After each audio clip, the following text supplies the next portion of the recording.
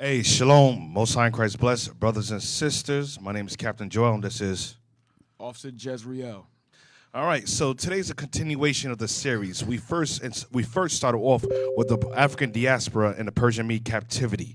Now we reached the part of the class when we're discussing the Dalits today. So the topic is, who are the Dalits or the untouchables, which are being placed in a caste system? So the people, the Dalits, or the untouchables, which we know and which are located in southern India. A lot of people don't know or don't realize. Like I said, we read the book last week. Are the children of Israel, descendants of the northern kingdom, Ben Ephraim. Can we bring up the book? And just like Black Americans, Latinos, and Native American Indians, the children of the diaspora, the children of the slave trade, on the other side of the world, the Eastern Hemisphere, just like the Western Hemisphere, they exhibited the same curses. The plight that Blacks, Latinos, and Native American Indians suffer on the Western Hemisphere is the same issues that occur on the Eastern Hemisphere, but under different oppressors. Under the Western culture, we suffer under the American as well as the European rule, colonial rule. And the Eastern Hemisphere, they suffer under the East Indian regime. All right? So, can we bring out the book? Becoming Jewish. Becoming Jewish. The Beni Ephraim. The community of Beni Ephraim was established in the late 1980s in the village of Kathardapalam of Gontar, district of coastal Andhra Pradesh, by a group of Christianized Madhya Dalits, untouchables, who, like the Beni Manasseh, declared that they belong to the lost tribes of Israel. So you would ask yourself a question: how is it that these people on the other side of the world are claiming to be the children of Israel, descendants of the lost tribe of Israel, specifically the tribe of Ephraim? So if you've been following the classes previously, as you can see, the the migration to the Indian Ocean, migration from Israel. You had Ephraim during the time period of Solomon, the Assyrian captivity, along the 70 AD, and afterwards migrated to through the Indus region valley and to India, and went to the coast of Goshen, Malabar, and Kerala.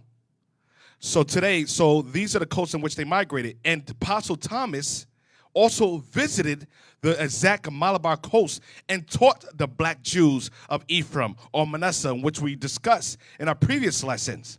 So knowing these things, that the northern kingdom of Israel migrated during 3 to 4 different time periods during the Assyrian captivity. You also I missed the Persian captivity that we also discussed. During Queen Esther's time, they migrated. A lot of them were in India. So you had the Persian rule. They had that whole region from Persia, from Elam, Iranian, all the way to modern-day India today. They had that whole region on lock, in which you have the Israelites living there. So a lot of Israelites stayed there. And Israelites throughout time migrated into India, and South India primarily, in which we were inhabited the land with the Dravidian race. And we mixed in. That's why you look at their facial features. They exhibit the same characteristics in facial features as the Dravidian people or the people of that continent in South India. And that's why we really can't associate them with us. We can't really relate to them in terms of appearances. So we can't keep doing this black-only Israelite thing. It's not all black. You can't call us a black group, a hate group, a black supremacist group. Right. No, we're going to shock the hell out of you. When we go to India and when they said, Shalom, you're going to have no choice but to accept that we're not a black hate organization. When they say, sons of God, no, I'm playing. So you're going to have to accept the truth. The Israelites come in all shapes, sizes, race, and different continents. We look like many different cultures. All right? Read on. Now go down. In 2002, Shemuel Yokobi published a book entitled The Cultural Hermeneutics, offering an account of the history of the community, which may be summarized as follows. So Shemuel Yokobi was a historian, a scholar. In every nation, every tribe, the Most High always has scholars. Go on. The Beni Ephraim descended from the tribes of Israel. The Beni Ephraim, or the Dalits, the untouchables, descended from the tribes of Israel. Go on. Who in 722 BCE were exiled from the ancient kingdom of Israel by the Assyrians. So that's one time period which they made the migration from ancient Assyria. So during 722 AD, when you have Shalmaneser, was exiled the Israelites out of the land of Israel because of the sin of Israel. Ephraim. What happened? Jeroboam. What happened? They were exiled the land. They were kicked out of the land. Right. And we inhabited Media, Assyria, Nineveh, in which Jonah preached to. And guess what? Not all, and then you have one portion of the Israelites, one half or 10 tribes, a mass amount of them migrated to the Western Hemisphere during that same time period. All right? So even before that, right? Right, yes, sir. During Solomon's time. So leading up to 539 AD, some Israelites migrated to the Western Hemisphere, to the Americas, and some Israelites migrated to India. Go on. After their sojourn in Persia, they moved to the northern part of the subcontinent, which was then populated by Dravidian groups. In the 7th century BCE, the subcontinent was conquered by the Aryans. The Aryans are the light-skinned Indians, the Indians which you see today in the movies. The one that, just like East, and it's the same tactics done in America. What they choose? Push, light skin. White skin's the image of beauty. Try to whitewash things. They do that in Latin America. They do that everywhere in the continents. All over the world, they do that. Well, to push the image of beauty, to just be light skinned. Not saying our beautiful brothers and sisters, light complexion, are not beautiful. No, but they always try to downplay and associate darkness with ugly. But when you look at the Dalits, the untouchables, they're dark, pigmented people. But you don't really see them. They don't show that side of India. Just like they don't show the black Mexicans. Just like they don't show the black Brazilians. Just like they don't show the Afrocentric or the Israelite-centric side of us. Go on. Who established the caste system, and relegated the Dravidians and the Beni Ephraim to the positions of Shudras, which are slaves. So the Dravidians as well as Ephraim coexisted within the same. We were able to get along with each other. When the Aryan race came over and conquered us, what happened? They enslaved us and then placed us into caste system. What do we know that as? You have the caste system in America. We did call it something different. You have upper class, which is what persists mainly of the 1%, making his income a certain level. Then you have the middle class. Then you have the poor class. Blacks, Hispanics, and Native American Indians primarily fit in within the poor class. In India, you have the 4 caste systems, which we're going to discuss further in detail. And within the caste system, just like the blacks, Hispanics, and Native American Indians in the Western Hemisphere, or the Eastern Hemisphere, the Israelites, Ephraim, under the regime of India, fits in at the bottom of the caste system as well. All right, read on. Who established the caste system and relegated the Dravidians and the Beni Ephraim to the positions of Shudras and the untouchables, respectively. Both groups were later moved to the south of India, where they now reside. The current state of affairs in the community is explained as an unfortunate result of the further advance of Aryan rule, under which the Beni Ephraim lost their status and political significance. The Beni Ephraim lost their status in society, Indian society, and their political position. Go on. Were reduced to poverty. Read. And left with very few means of maintaining their tradition. Indeed, almost forgot it. Indeed, almost forgot who they are. Does that sound familiar? Yes, it does. Same people on this side. We forgot who we are. Go on. The Yochebes. Jump down to but. To the underline? Yep. To the start of the sentence.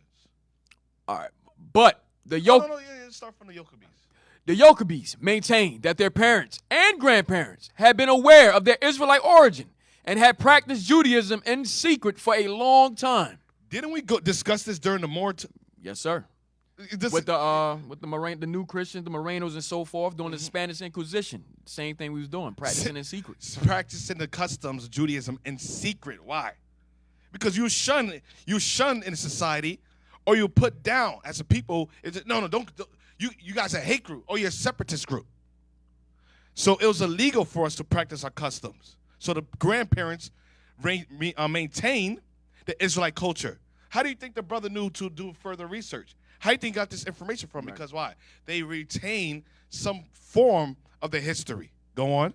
The Judaization of the Beni Ephraim has been dismissed by some commentators as an attempt by a former untouchable community to change its members' position in the local hierarchy, or to improve their material circumstances by moving to the state of Israel. So they think that they'll say, you know what? The only reason why they're claiming heritage to Israelites is because they want to uplift their social status. But let's see what the brother says. But the Yogabis stress that their low caste status had nothing to do with the emergence of the Beni Ephraim. Their caste status has nothing to do with the emergence of the group that he established in the 1980s. It's always been there, just like they try to downplay us when the truth blossomed in the 1970s. Would they say, oh, you guys learned that for what? The Israelis. You guys adopted the Israeli customs. That's where you got your doctrine. They said from Matthews. What is it? Something Matthews, right? One of the teachers of the early Israelite movement. They say he adopted a lot of the Jewish customs, and then we formed, and because of our social status, we try to uplift ourselves and adopt the Jewish customs to give us some type of form of identity. But he said, no, that's not the case. We've always been Israelites. Now, during this specific time period, the Most High allowed the Spirit to ignite within us to bring this information out. They don't understand God or prophecy. They don't understand the Spirit or the signs of the times. But they will understand. Go on. Is that it? No, sir. At the same time, Shemuel Yogabi explains that his research and activism towards finding the Israelite connection were partially driven by observing his fellow members' exploitation at the hands of higher castes, embracing the Jewish tradition. So, just like exploitation from the higher caste system is the same way we're exploited in America, we're going to realize we have very similar attributes, traits, and social status on this side of the world as well as the other side of the world. Because why? We are the same people suffering the same curses under Deuteronomy 28. Showing that we are the Israelites according to the Bible. We are the biblical Jews. So, the Dalits, the untouchables, just like we have politically, economically, and socially been exploited, degraded, and placed in, like I said, on a bottom society, is the same thing they have suffered in India. So let's go to the book. Let's go to the next book, Dalit, the downtrodden of India. So Dalit, what does Dalit mean? Dalit is a Sanskrit word. We're going to get into the word. We're going to dissect the people today. In the Indian caste system, a Dalit, often called an untouchable, or an outcast, is a person who, according to traditional Hindu belief, does not have any Varna. Varna refers to the Hindu belief that most humans were supposedly created from different parts of the body of the divinity Purusha. The part from which a Varna was supposedly created defines a person's social status with regards to issues such as who they can marry and which professions they could hold. Dalit fall outside the Varna system and have historically been prevented from doing any but the most menial jobs. So the Dalits fall outside of the Varna system, which we're going to bring up shortly. Now jump down. Dalit has come to mean things or persons who are cut, split, broken, or torn asunder, read, scattered, read, or crushed, read, and destroyed. Go on. By coincidence, there is in Hebrew a root dal, meaning low, weak, poor. In the Bible, different forms of this term have been used to describe people who have been reduced to nothingness or helplessness. So you would think, why did they choose the name Dalit? Did they know? You think they have knowledge of the word Dalit or the Hebrew association? No. Scholars later on did more research into the word, the Sanskrit word. And why will they associate it with themselves? Why would they place that title on themselves? They wouldn't do that thinking, knowing the deepness or the history behind it. The Most High put signs and clues in front of us. So later down the line, we will be able to figure out or identify and separate one people from another people. That's why you can go on a continent and the same people look like each other, and then it'll be one group of people. They'll be like, yo, what's wrong with these people? They're different from everybody else. Why are they going through all these atrocities? Right. And then you dissect them scripturally. You say, wait a minute. Whoa. These guys fit the curses to the T. So it says Dalit means cut, split, broken, torn asunder, scattered, crushed, and destroyed. So Dal in the Hebrew. Now, can you pull up the Hebrew definition in the Bible Hub? Dal in Hebrew.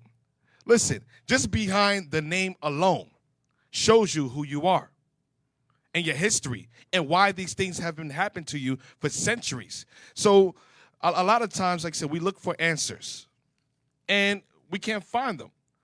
And the answers are right before us in our conditions.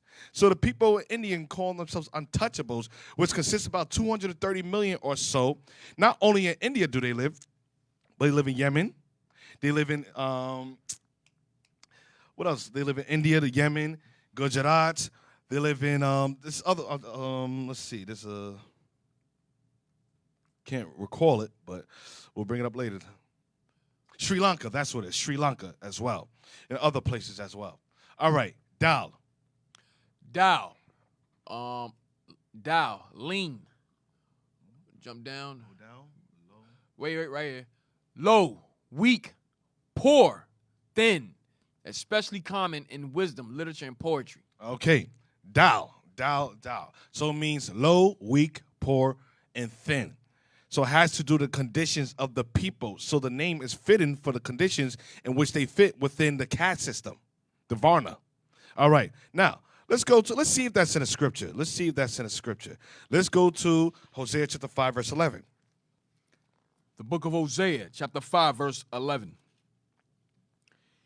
Ephraim is oppressed. And Ephraim is what? Ephraim is oppressed. Ephraim is oppressed. So just like the southern kingdom, Judah, Benjamin, and Levi, the blacks and the West Indians and Haitians, the Ephraimites, south into the Ephraim, or the Latinos and the Native American Indians in South America, Central America, and North America, as well as the Ephraimites, Ephraim in the Eastern Hemisphere in India. They all are oppressed. Go on. And broken in judgment. They're what? Broken in judgment. Did not it say Dalit means to be broken, to be oppressed? Ephraim is broken in judgment. They're oppressed. Read. Because he willingly walked after the commandment. Therefore will I be unto Ephraim as a moth, and to the house of Judah as rottenness. Now, let's go to Hosea 6, verse 1. The book of Hosea, chapter 6, verse 1. Come, and let us return unto the Lord, for he hath torn, and he will heal us. So he has torn. Ephraim also mean, or Dalit also mean to what? To be torn asunder. Just like that, when you look at their conditions today, they have been torn asunder. The jobs that they possess, the menial jobs in which they're relegated to, their social status, their education, the politics, everything concerning their conditions, the social injustice that they suffer, their plight of the people, of the untouchables in India. They're torn asunder. They're oppressed. They're broken. Read on. He hath smitten, and he will bind us up. And guess what? God did this.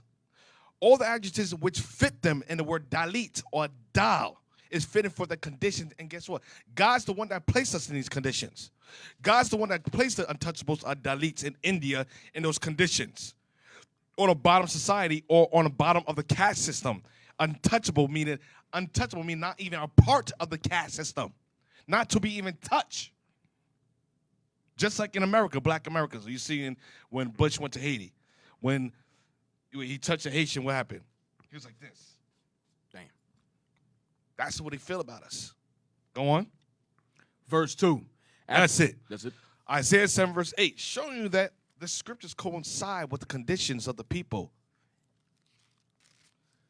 The book of Isaiah, chapter 7, verse 8.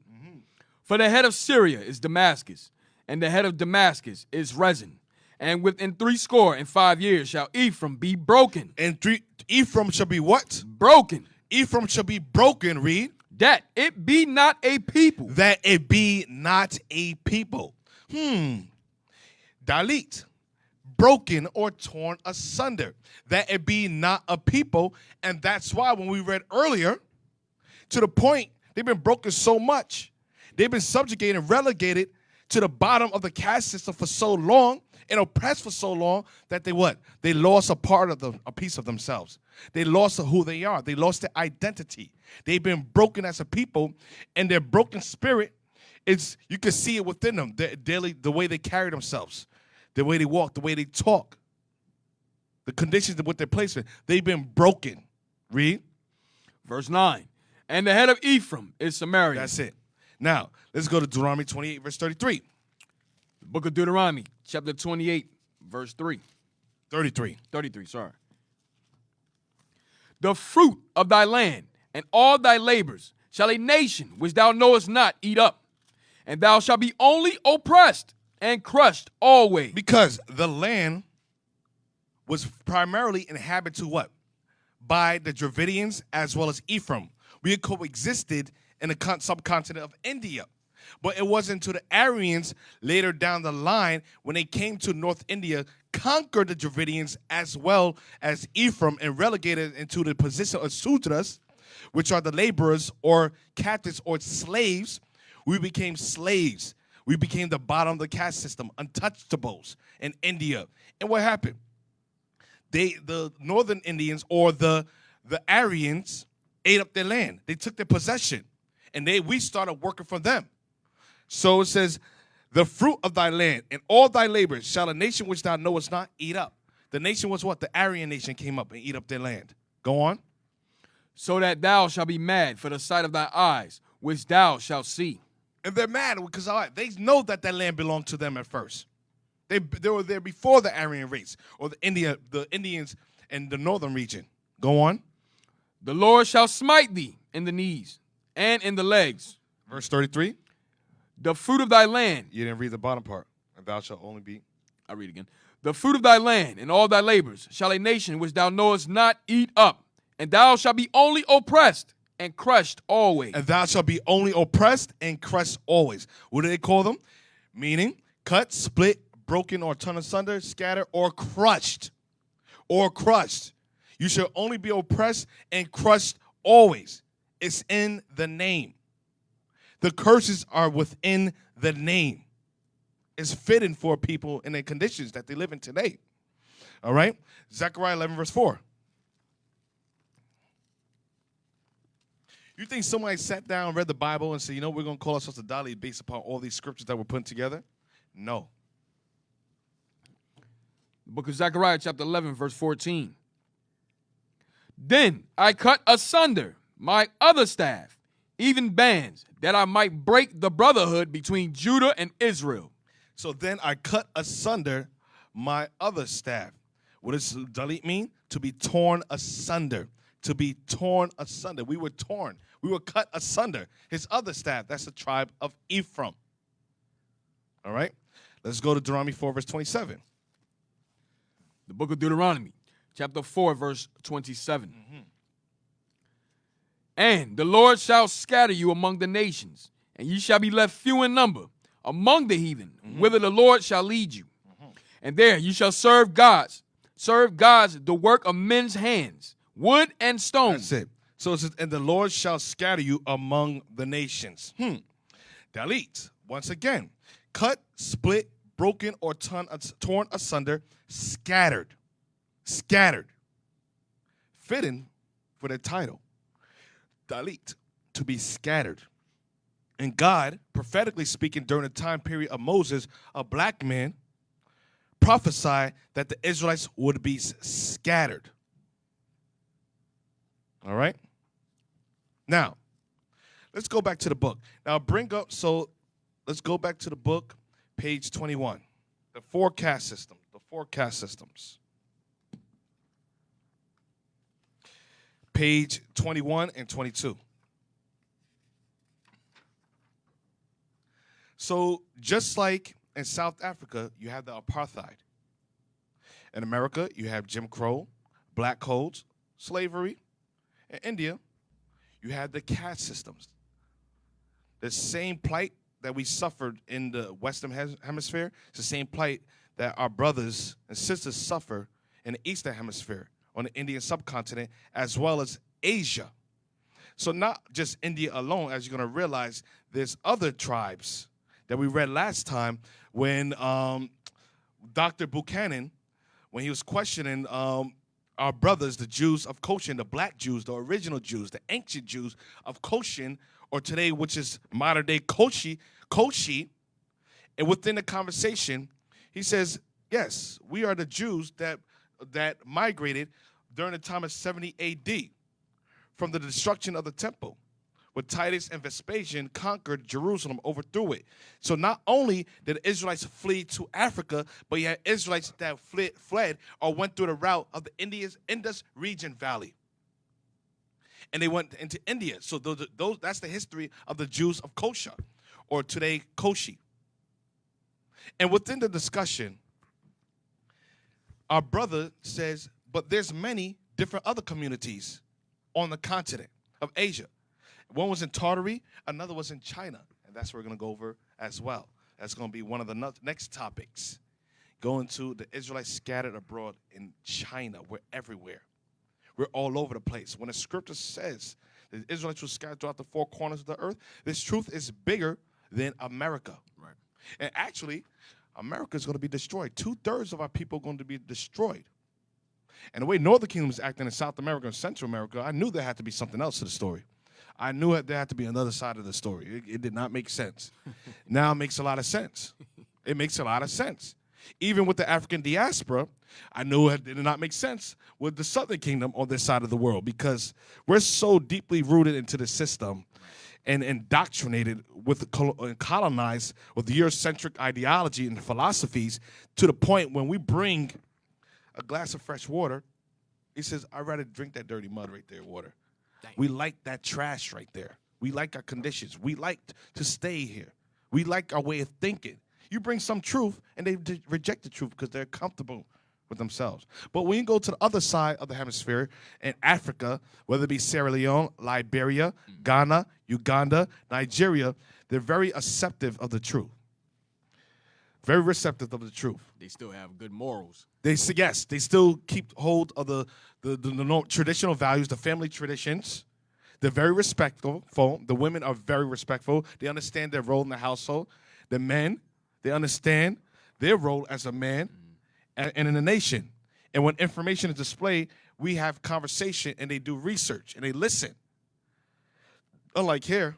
And guess what? And when the men speak, and when we're talking in Africa, one thing I noticed between America and the Western Hemisphere, the Western culture and the Eastern culture, is when we teach on the streets, the men in Africa are the ones in the forefront. Okay. The men in Africa it's all men in the front, attentive, listening, quiet, asking questions, observant. Then you have the women where? In the back with the kids. In the back with the kids, listening, quiet. Then you have a few scragglers that come in, that infiltrators that come into, America. Somebody was on Facebook the other day in Africa. They got access to the World Wide Web, and then you see that one black woman that runs her mouth. But when you come to America, it's opposite. You can see the role reversal in your face. Who's in the front usually? The woman. The woman's always in the front. Big black mouth. Loud. And guess where the men is? In the back. Look, when you guys go to camp, just observe. The men from the women. Who's in the front and who's in the back? Who's doing the discussion? Who's doing the talking? Who's asking the questions? And you ask the men, hey, you have a question? No, I'm just listening. Yep. Role reversal. It's crazy. So a lot of people on this side, that's why a lot of people are going to die, because it's too far gone. Too far gone. All right? Let's go to that. Page 21, Indian caste system. Indian caste system. One of the more confusing mysteries of India is her caste system. The caste system, which exists already for more than 300 years, seems to have been developed by the Brahmins, priests, in order to maintain their superiority. The Brahmins, the priests, the hierarchy, the 1% of society, placed the caste system on them, just like in America. They placed the high class, upper class, middle class, and lower class. The caste system, same thing, different name. Go on. Eventually, the caste system became formalized into 4 distinct classes, varnas. At the top are the Brahmins, the priests and arbiters of what is right and wrong in matters of religion and society. Next are the Kshatriyas, who are soldiers, and, next page, administrators. The Vaisyas are the artisans and commercial class. And finally, the Sudras are the farmers and the peasant class. These 4 castes are said to have come from Brahma's mouth, Brahmin, arms, Kshatriyas, thighs, Vaisyas, and feet, Sudras.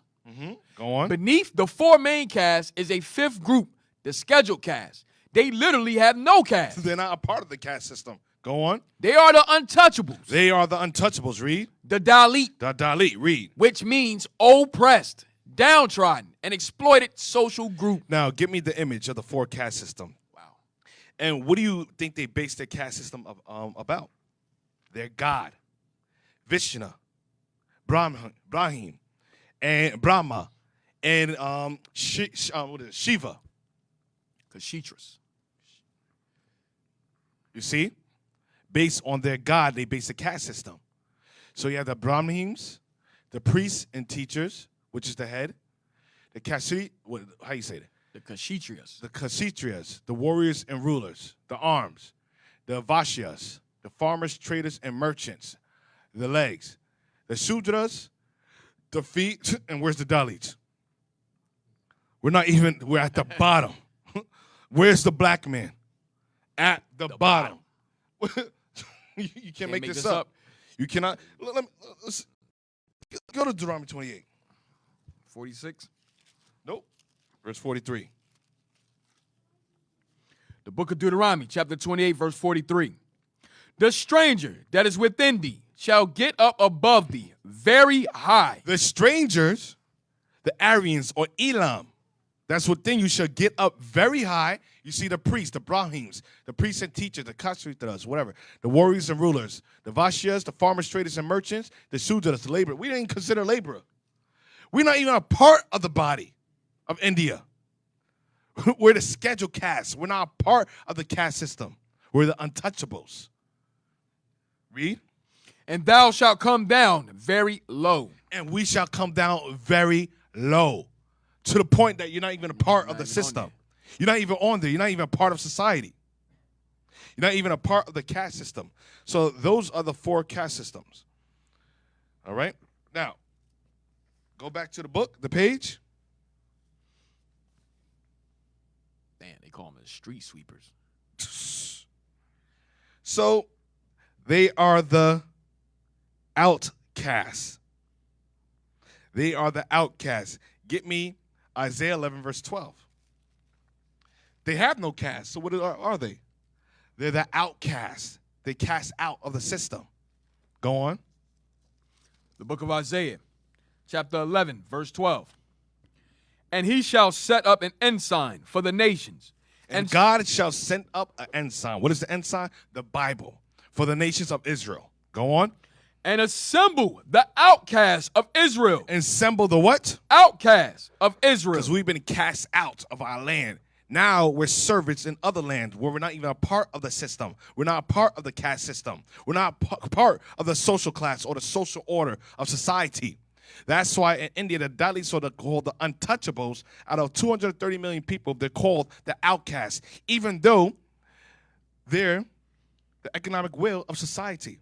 Because why? In every major empire, you need a servant class. Right. They are the servant class and make which keeps India going. Because why? You need slaves. You need servants in every kingdom to operate. And guess what? They established America that way. They established Europe that way, the modern-day Europe, modern-day America, as well as India. Slaves. Now you're the outcasts. Read that again. And he shall set up an ensign for the nations, and shall assemble the outcasts of Israel. and gather together the dispersed of Judah from the four corners of the earth. It says, step and shall assemble the outcasts of Israel. Now go to verse 11. Verse 11. And it shall come to pass in that day that the Lord shall set his hand again the second time to recover the remnant of his people, which shall be left from Assyria and from Egypt and Assyria and from Egypt and from Pathros and from Cush and from Elam. And from what? Elam. Elam is India. Iran, India. So, and from Elam, we've been scattered all throughout the Indian subcontinent as well as Asia. So he's going to assemble the outcast. So those of you in India, you are the outcast. That's right. You've been cast out of the land, and you've been relegated to the most menial positions in society where you're not even part of the social class, the social order. You are an outcast, the scheduled class, or you are an untouchable, where even the very look of you, them touching you, is an abomination unto them. Oh, how far have we fallen, Israel? We went from the top to the bottom, from the head to the tail, from high up to low. Let's go back to the book. Page 22. The Dalit are the collection of all the communities of India who were denied a status in the traditional caste system of India. So you think you ask yourself a question. How are you able to, now you look at India, you're like, Danny, everybody look alike. Right. That should be your first assumption. Everybody on the subcontinent of India look alike. So how are you able to differentiate the two from each other? Deuteronomy 28, verse 46. That's why you can't adjust. That's why Christ says, judge not according to appearance, but righteous judgment. What's righteousness? The law. Deuteronomy 28 is part of the law of Moses, the curses in which we live every day, the plight of the black Americans, Latinos, Native American Indians, and those scattered throughout the diaspora, whether it be Africa, West Africa, South Africa, East Africa, the Israelites that suffered the curses in the Congo, the Congolese people, or in Europe, England, France, Germany, Russia, Britain. Now we're finding out in India as well as China next. What is the association between, what do we all have in common, the commonality between everyone within these communities? We all suffered the curses of God, which identifies who we are as a people. Read that, Deuteronomy 28, verse 46. The book of Deuteronomy, chapter 28, verse 46. And day shall be upon thee for a sign. What's the day? The curses of God. Read verse 45. Verse 45. Moreover, all these curses shall come upon thee. Moreover, all these curses written in the Bible, and we're going to go more in depth later on. All these curses shall come upon the Israelites, the 12 tribes of the nation of Israel. Those call themselves Black Americans, African Americans. Those call themselves Negroes, colored people, West Indians, Haitians, Jamaicans, Trinidadians, Latinos, Latin, Spanish, or a Native American Indian, those scattered throughout the diaspora, or the untouchables, the Dalits. Go on. And shall pursue thee and overtake thee. And the curses of God shall pursue us, whether ready or not, here I come. Right. You can't hide. Ready or not, here I come.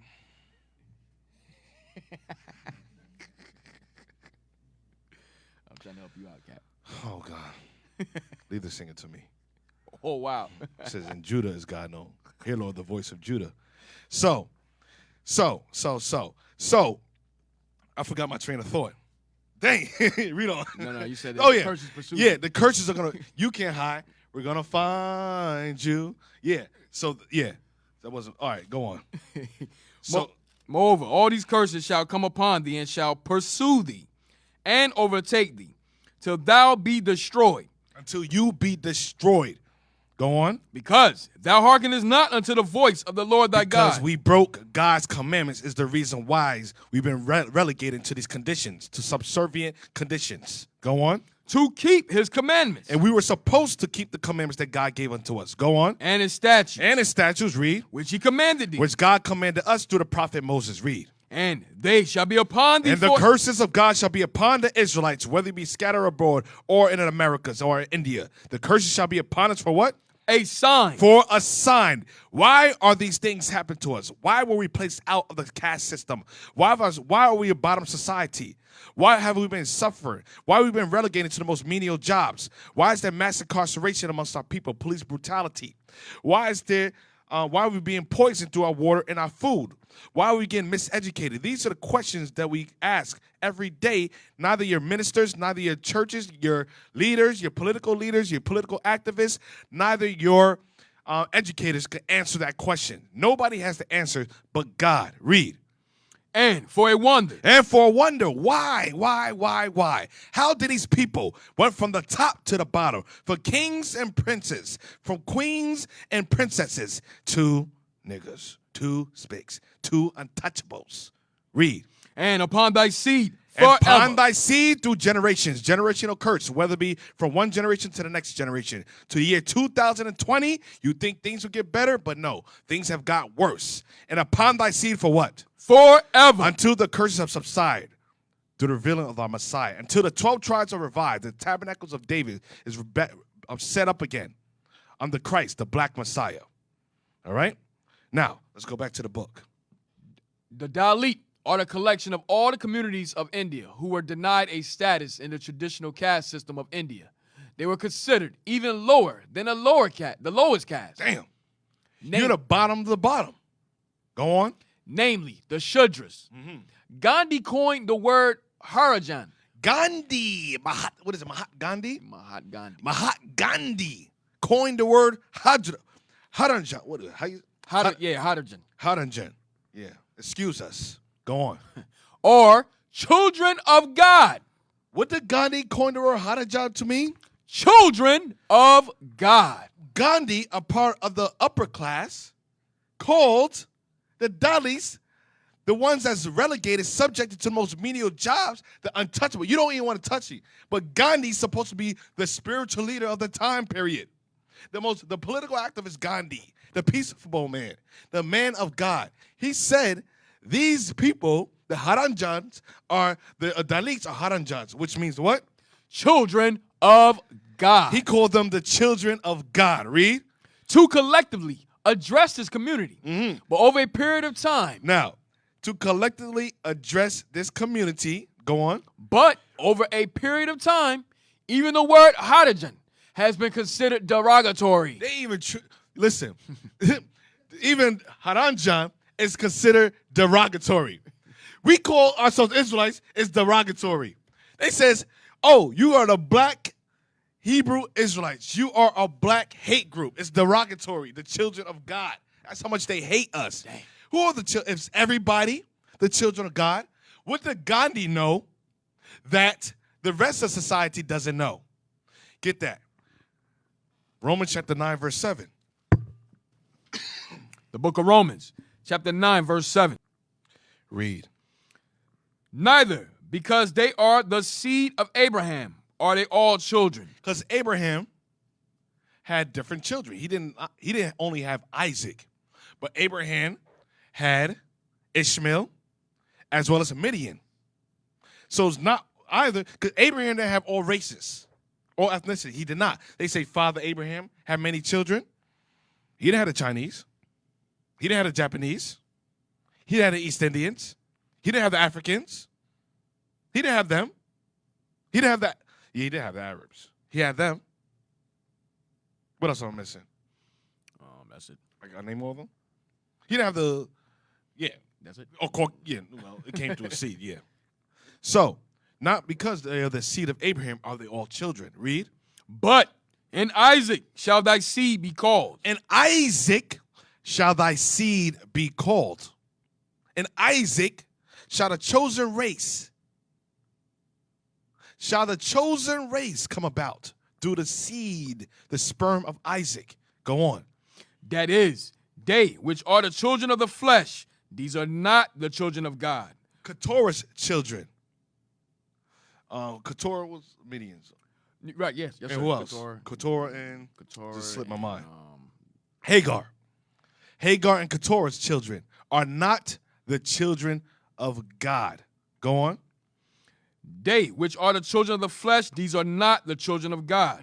But the children of the promise are counted for the seed. But the children of the promise is counted for the seed. They are the children of God. Who are the children of the promise? Read verse 4. Verse 4. Who are Israelites? The Israelites are the children of God, which count the seed, the promise. Read. To whom pertaineth the adoption. Because the Israelites pertaineth the adoption, adopting Christ. Go on. And the glory. And the glory of the kingdom of heaven pertaineth unto the Israelites, which are the children of God. Read. And the covenant. And the covenant, the old covenant, the covenant of circumcision pertaining to the children of Israel. The covenant of animal sacrifice, and the new covenant under Christ. Go on. And the giving of the law. And the laws given to what? Moses, to the Levitical priests, to give it to the Israelites, were given to the Israelites. Go on, the children of God. Go on. And the service of God. The service of God were given to the Israelites, not all nations. Read. And the promise. And the promise of the kingdom of heaven was given to the Israelites. Read. Whose are the fathers? Whose are the fathers? Abraham, Isaac, and Jacob, and the prophets. Read. And of whom as concerning the flesh. As concerning the flesh, read. Christ came. Christ came for the Israelites. The Israelites are the children of God. So when Mahatma Gandhi coined the term Harijas to represent the Dalits or the untouchables, he knew what we was talking about. The Dalits or the untouchables are the Israelites in India. And not just there's other different tribes scattered throughout India, but we're dealing with the Dalits today. All right? Let's go to the book. Let's go back to the book. Although Hindu scholars dispute the relationship of untouchability to Hindu codes, the rigid caste system prevalent in India denied social status and civil amenities. Social status and civil amenities. What do we have in the 60s? What was it called? The Civil rights. The civil rights. And guess what?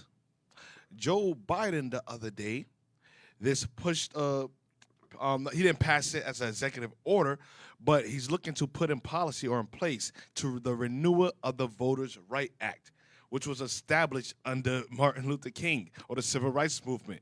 You guys don't realize that Bishop always talked about it. The Voting Right Act is almost up. I think it's every 20 or 30 years. Every 25 years. Every 25 years, the Voting Rights Act has to be renewed. And guess what?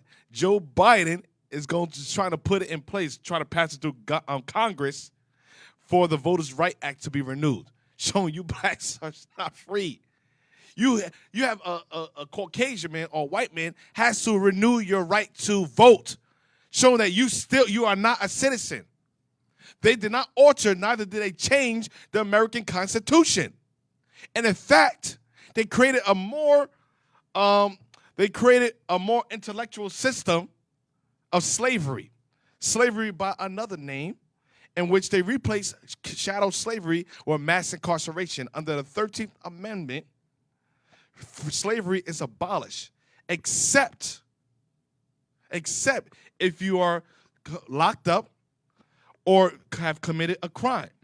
So show you that the prison institution, American prison institution, and mass incarceration primarily consisting of blacks, Native American Indians, as well as Latinos, in which we dominate. Yeah, we dominate. We dominated. Are still slaves. That's why they hire you.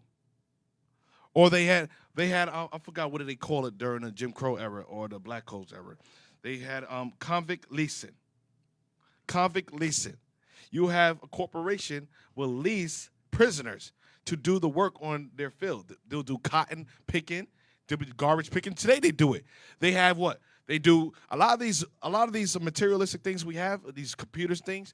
You have the prisoners doing it. They have prisoners doing the work of these corporations for free or for pennies a day. Because why? Slavery by another name. And guess how much they get paid? Slave wages. And America is about 5% of the world's population, but consists of 23% of the prison population globally. Black Americans consist of 13% of America, about 48 million people, approximately 48 million people. So out of the 48 million black Americans, which represents 13% of American population, make up the vast majority of the prison population. Something's wrong. And Latinos, something's highly wrong. The system is rigged, and that's why it's called slavery by another name. But let's go back on topic. I forgot why we went there. Social status, yes. Read on. Civil amenities, that's right. Yes, sir. With a rigid caste system. Go to that. To the rigid caste system, to a class who were poor and took up menial professions. No, the rigid caste system prevalent in India denied social status and civil amenities to a class who were poor and took up menial professions, such as cleaning and washing. What do you see Latin Americans do? Cleaning and washing. In the hotels, cleaning and washing. Same jobs. Go on. You know, Judah, I don't think Judah does that, do they? Cleaning and washing? Nah, Judah. Nah, you ain't. Judah nasty. Well, northern Judah. Southern Judah's good. They good. No, yeah, southern Judah. Yeah, they got good. hospitality. Southern Judah. I don't mean to, you got some sisters in the north, but primarily the south. They retain that, the traditions somewhat. Some sisters in the north, just some. Some. Judah, we're going to get it together. Sisters, we're going to get it together. We're going to get it together. Go on. In various parts of India, it was considered unholy to even touch the Dalit. Oh, yo, it was unholy. It was a religious law instituted. And these people believe in God. It was unholy to touch a Dalit. Go on. Hence, the name, as Prashaya, are untouchable. And the Dalit could not use the same public facilities. They couldn't use the same public facilities. Wow, Cap, that sound like you said, Jim Crow. Jim Crow. With the only colors only, whites only. Mm-hmm. Let's bring up pictures of Jim Crow.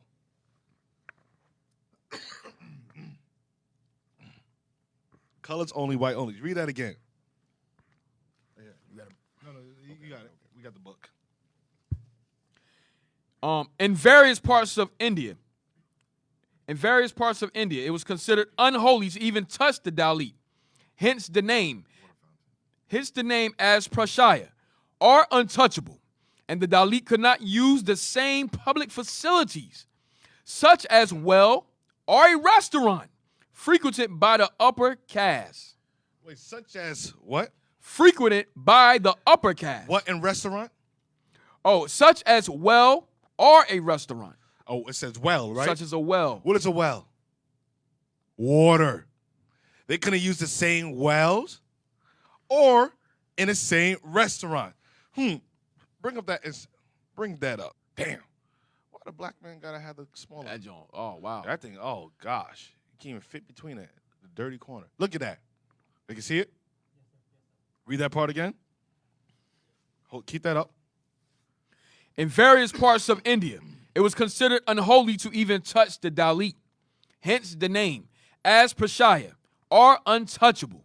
And the Dalit could not use the same public facilities, such as well or a restaurant, frequented by the upper caste. You see that? They cannot use the same facility, the same well, water fountains, or go in the same restaurant. That's why you have white water fountain and color water fountain. You have white bathroom, you have colored bathroom. Or even a restaurant. I'm not sure. What is the show? Man, this is the show I was watching.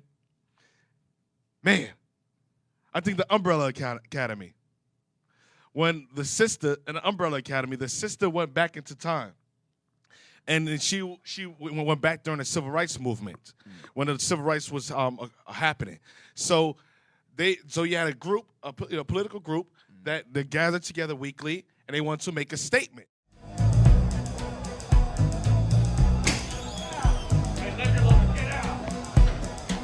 Get up, monkey. What is this?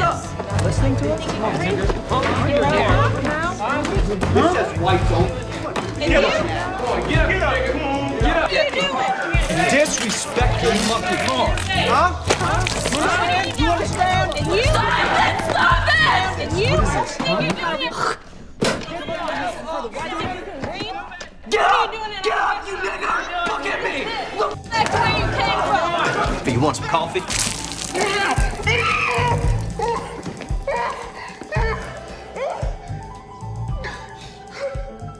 up the people. So within that, so they decided on this day, Jake gathered together the barbershop. They decided this day we're going to go into this white-only restaurant. So they went into the white-only restaurant. People spat on them. They poured water on them, hot water, tea on them, coffee on them. They poured ketchup on them. They called them all types of names. Because, wow, blacks cannot use the same restaurant. And, you know, that's the psychology. That shows you that Willie Lynch syndrome or that, what do they call it? They call it Stockholm Syndrome. Why do you want to use the same restaurant? Go get your own. Get your own. Listen, Edomite restaurants in comparison to Jake restaurants, you can't compare the two. Just the flavors, the spices. Right. Everything about Jake food. But you want to use a white restaurant? No flavor. They fought. They got spat on. Some got killed. Some women got raped for the cause. Just to eat chicken with no seasoning. Just to eat right with no salt. Just to eat bread with no butter. Just to eat plain food. That's what we were fighting for. You were fighting for that. You was fighting to use the same toilets so you can get fleas. So you can get ticks. So you can get, crabs. That's what you want to use? Lice. You fought for that? To use the same wash sink where they don't even wash their hands. Listen, I observed them. I looked at them. I should see them. They walk in, do the business, and walk out. I looked at them. Nasty. Don't even wash their hands. And guess what? They tried to shake my hand after. I said, absolutely not. I said, no, absolutely not. I said, go back and wash your nasty hands. You filthy, disgusting person. Where are we? So it says untouchables. It was unholy to even touch them. Get me Lamentations 3, verse 45. And then pull up the blue letter Bible. You know what I want, right? Refute. Yep.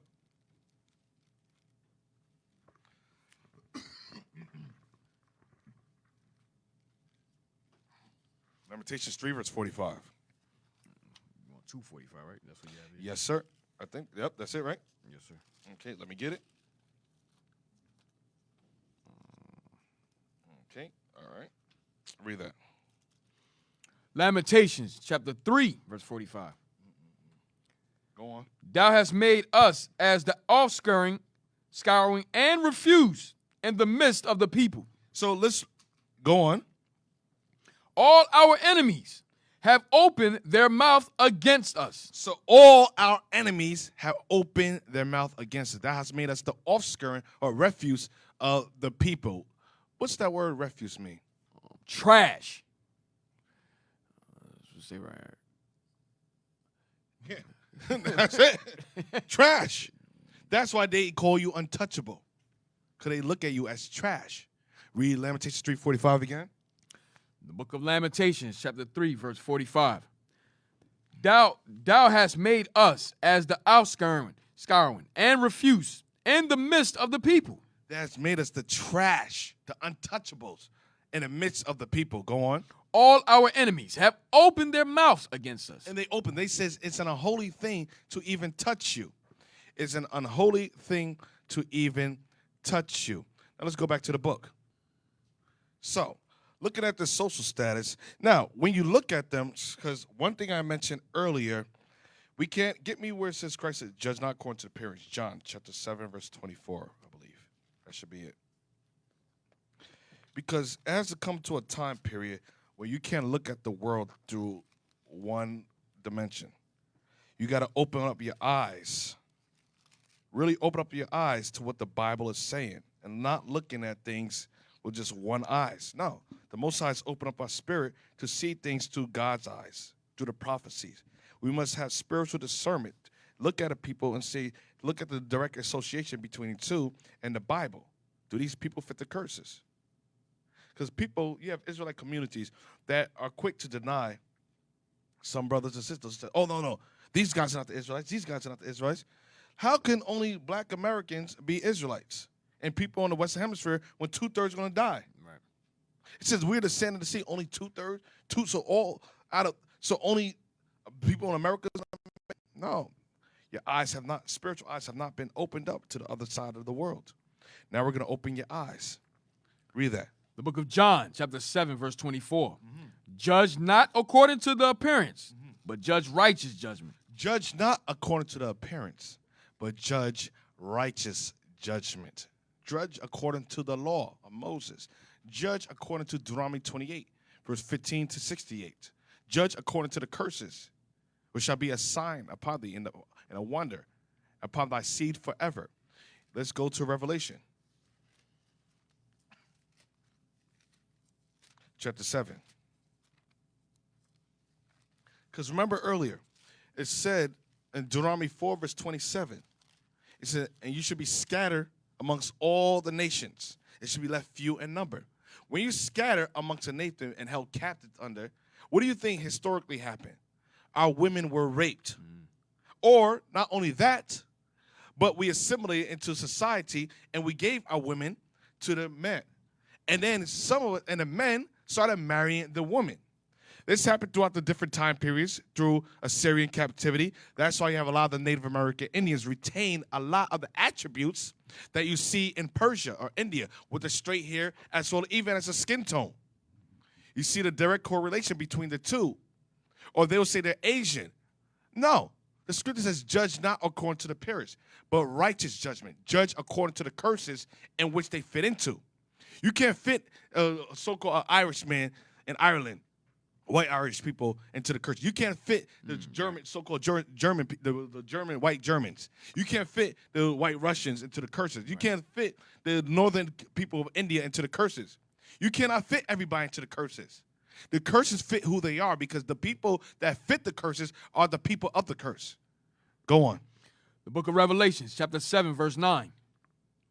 After this, I beheld, and lo, a great multitude, which no man could number, of all nations, and kindreds, and people, and tongues, stood before the throne. While it says, this is John the Revelator speaking. And after he says, of all which no man, he says, after this I beheld, and lo, a great multitude, which no man could number, because why? Hosea 1:10 says, Israel shall be as the sand of the sea, which cannot be numbered nor measured. In the book of Genesis chapter 13, verse 15, when he said unto Abraham, until I see your seed shall be as the stars of heaven. If a man could number them, that cannot be numbered. So the Israelites number the sand of the seas. The Israelites number the stars of heaven. A census cannot number us.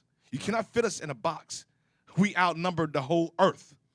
You cannot figure us out. If you have, then the whole world would have gone to destruction. You have obtained God level, God status.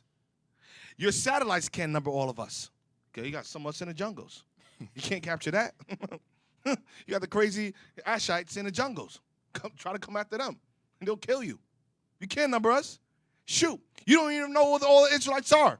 We're telling you who they are. Ain't nothing you can do about it. That's a sad thing. Right. They're watching us, got us on the FBI list, but they can't stop us. That's the sick thing about it. It's crazy. Like, how can you, you got billions and trillions in the world superpower, but you can't stop it. What's that song? We can't stop it. That's song. Somebody help us out. Help us out. No, that's not it. Yeah, right. Oh, damn. No, that's not it. Wrong song? All right. Wow. I'll fall back on that song. We're going to have a talk with you later. You got spirits on you, brother. Huh? Oh, well, that's a remix. Jacob's the form of all things. You forgot that. We appreciate you, though. Thank you. Go on.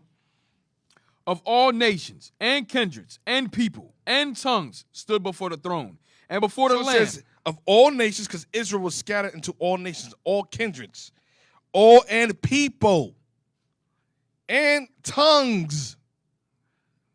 They speak. Someone's going to speak Hindu. Someone's going to speak Kannada. Someone's going to speak the language of Tamil. Now, jump to verse 14. Verse 14. That's what I want. 13. 13. Yes, 13. And one of the elders answered, saying unto me, what are these which are arrayed in white robes? And whence came they? And I said unto him, Sir, thou knowest. And he said to me, He said, sir, that even John the Revelator, given all mysteries and prophecies, seeing in the future, prophetically seeing the people gathered together with Christ, scattered through all nations, people, kindreds, and tongues, couldn't discern his own people. Why? Because throughout a process of time, the people will assimilate through the various cultures in which they were kept captive under, and will assimilate and take on the attributes, the characteristics, and the features, the facial features, and the hair textures of the people which enslaved them. Just like some blacks, their hair is finer than others. That's why you have. That's why you have Latinos on the South America as well as Central America. That's why when you look at them, who do they reflect? They reflect the Spaniards, right? The people which enslaved them, the mestizos. Captivity. You take on the features, the characteristics, the traits, and the hair textures of the people that enslaved you. Because why? It was a custom. They mixed in with us. They mingled with us. They diluted us. So that's, you take on the physical attributes. Now you have some blacks, Israelites, that stay behind in African diaspora within the Western Africa or the Gold Coast, or Negro land, which we mainly inhabited, even though we were in East Africa, even though we was in South Africa, different places within those regions. But some was mixed in with them, and that's why some was have their attributes. Because you go some places in Ghana, or Nigeria, Sierra Leone, Liberia, you see the difference between the two. You see the difference between a Nilotic tribe or a Semitic tribe. You know, some of them Nigerians got the big old Kool-Aid looking heads. Right, yeah. You could tell, and they got the ashy looking skin. But when it comes to Jake got that lush, shiny, naturally oiled skin. You could tell Jake always shiny, got oils for no reason. So you could tell the difference. You're like, oh, that's a Jake, that's a Semite. And our sisters, you can tell the African sisters, the big plates, the big earlobes, long necks. Jake ain't doing that. It'll be in our spirit like, nah, I ain't messing with that. Nah, I ain't going that far in assimilation. So it's spiritual restrictions that won't go all the way. So you can even tell the differentiation. So even amongst the other continents, it's going to be the same thing, all right? So John couldn't differentiate the two. Now, let's go back to the book, page 23. The Dalits were the original inhabitants of India and resembled the African in physical features. Because they didn't lose all of their features. They retained a portion of it. And retain, it says, and of India, and resemble the African in physical features. Now go down. So both the Africans and the Indian untouchables. When it says Africans, it's making reference to the Israelites. Both the Israelites, they call Africans because they call all black people African. Go on. And tribals had common ancestors. Had what? Common ancestors. Had what? Common ancestors. So both the Africans, or which are really the Israelites, and the Indian untouchables and tribals had common ancestors. Wow. Had common ancestors. What happened? What happened? Now, let's go to the scriptures. What happened? Now, this was similar throughout the various captivities. This happened in the Persian captivity as well. So we started mixing in all the way going back to the time period of Esther. So that's why you have the southern kingdom retained a lot of their traits, their physical features that we had within the land. So that's why when you look at the war relics, when you look at the images, the war mosaics, you say, that's black people. That's me. That's you. That look like Lionel Richie. So you can see the direct correlation between the two people, the Jews as well as black people in America. You say, wow, we are the same people. But when it comes to the other tribes, it's hard to associate them with the original features of what we had in the land because of years and centuries and millenniums of racial mixing. And it happened all the way there during the time of the Persian captivity. We mixed with Elam. So what do you think is going to happen today? They're going to lose a lot of their physical features. So, what did I ask for? Oh, give me Ezra, chapter 9, verse 1. The book of Ezra, chapter 9, verse 1. Now, when these things were done, the princes came to me, saying, the people of Israel and the priests and the Levites have not separated themselves from the people of the lands, doing according to their abominations, even of the Canaanites, the Hittites, the Perizzites, the Jebusites, the Ammonites, the Moabites, the Egyptians, and the Amorites. For they have taken of their daughters for themselves. We taken our daughters for ourselves. We took the daughters of the other nations for ourselves during the Persian captivity. Read. And for their sons. And for their sons. We gave our sons to the other nations' daughters. Read. So that the holy seed have mingled themselves with the people of those lands. So the holy seed mingled ourselves with the people of those lands. So each captivity, we mingled ourselves with the captors of those lands, with our slave masters. We mingled ourselves. We intermarried with them. Now, jump to verse 7. Verse 7. Since the days of our fathers have we been in a great trespass unto this day, and for our iniquities have we. So Ezra said this is a great trespass. Read. Our kings and our priests been delivered into the hand of the kings of the lands. We've been delivered into the hand of the kings of the land, just like in America, South America, the West Indian Islands, all throughout the captivities. We've been delivered into the hand of the kings of the land. Read. To the sword. To death. To captivity. To slavery. And to spoil. And to spoil. And to confusion of face. Why does it say confusion of face? Why does it say confusion of face? Why? Anybody know? Yes. Because they look different. Like, who do they look like? They look like other nations. Yes, exactly. The confusion of faces. They looked like the kings of the land. They looked like the people in which they were kept captive under.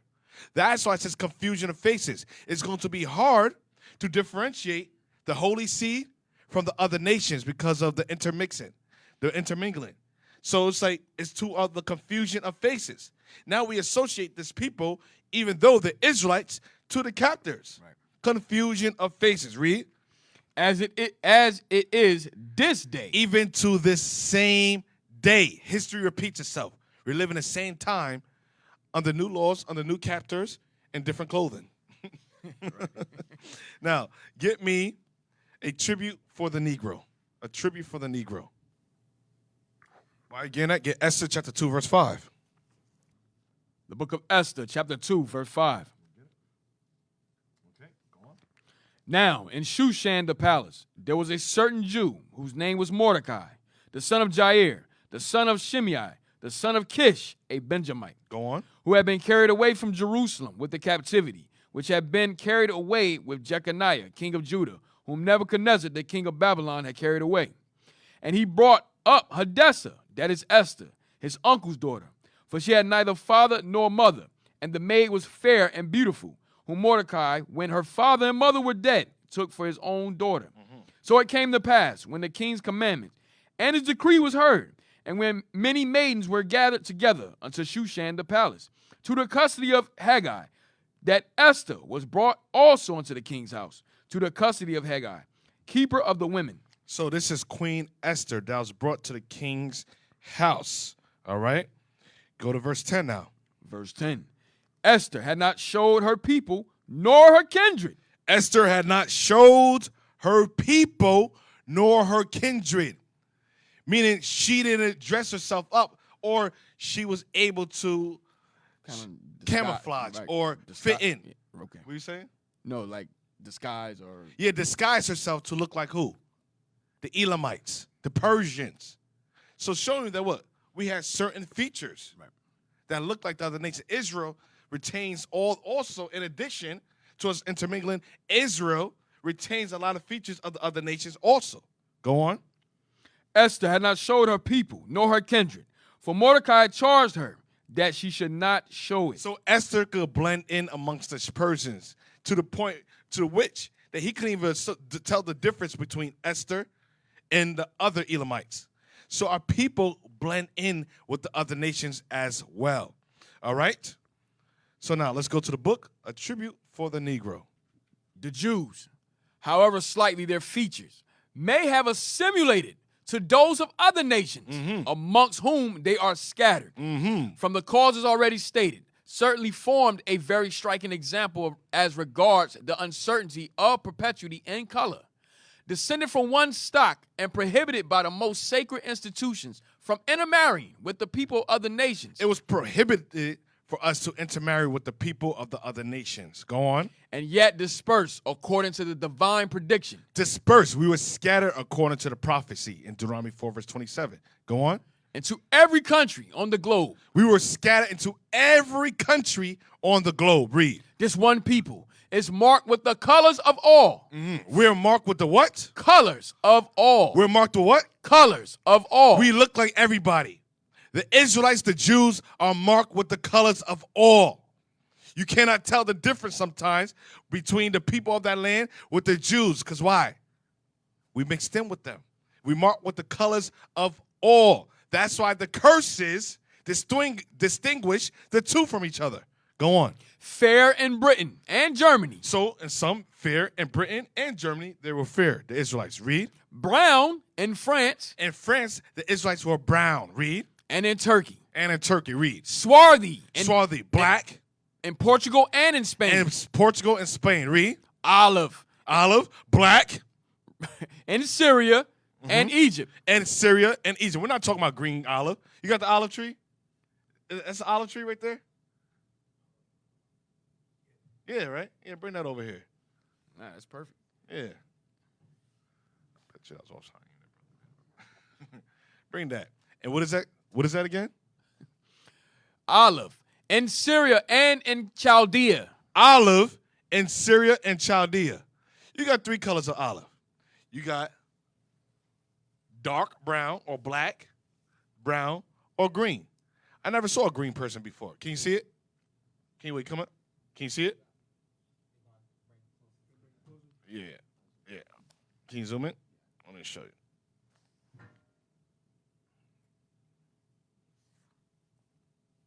For you olive people.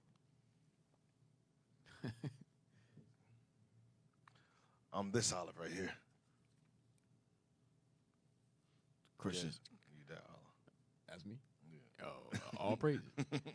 Christians like to say Christ was see olive it? color. All right.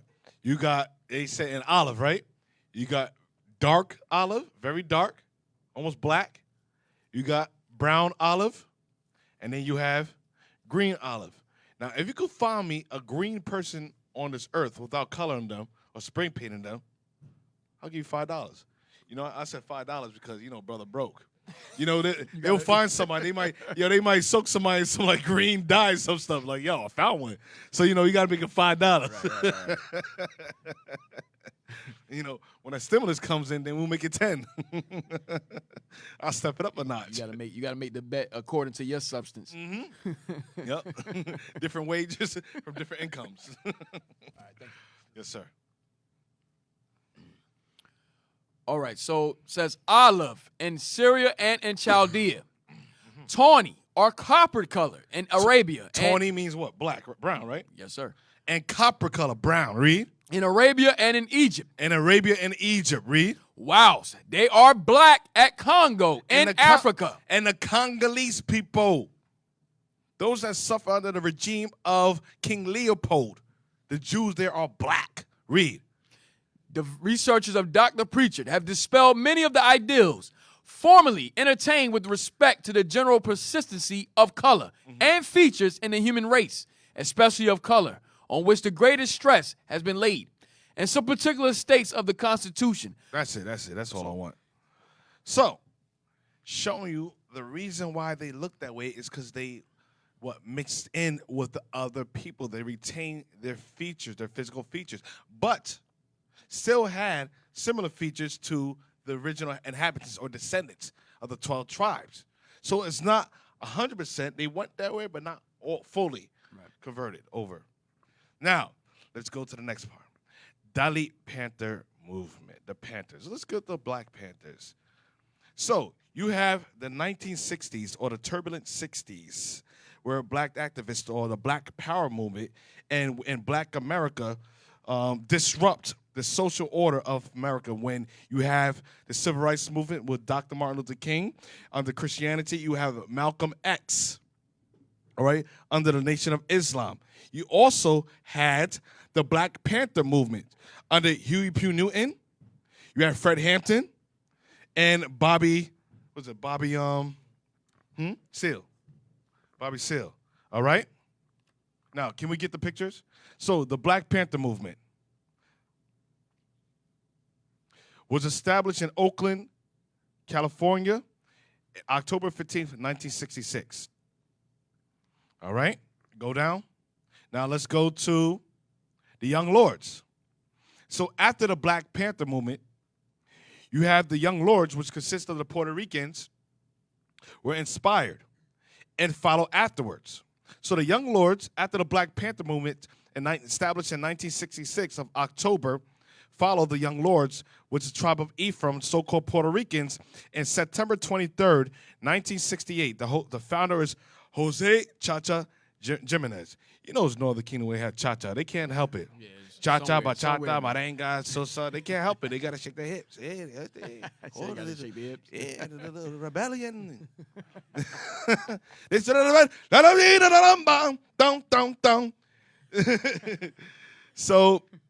so you see, the tribe of Ephraim in 1968. Now, let's go to the American Indian movement. Founded by Dennis Banks, Russell Means, and Clyde Betancourt. In 1968, also in Minneapolis, Minnesota. So you notice how it started with what? Judah. Then it went to Ephraim, Judah, and Israel. So this is the American Indian movement. Like I said, established in July 1968 in Minneapolis, Minnesota. So now, the last movement.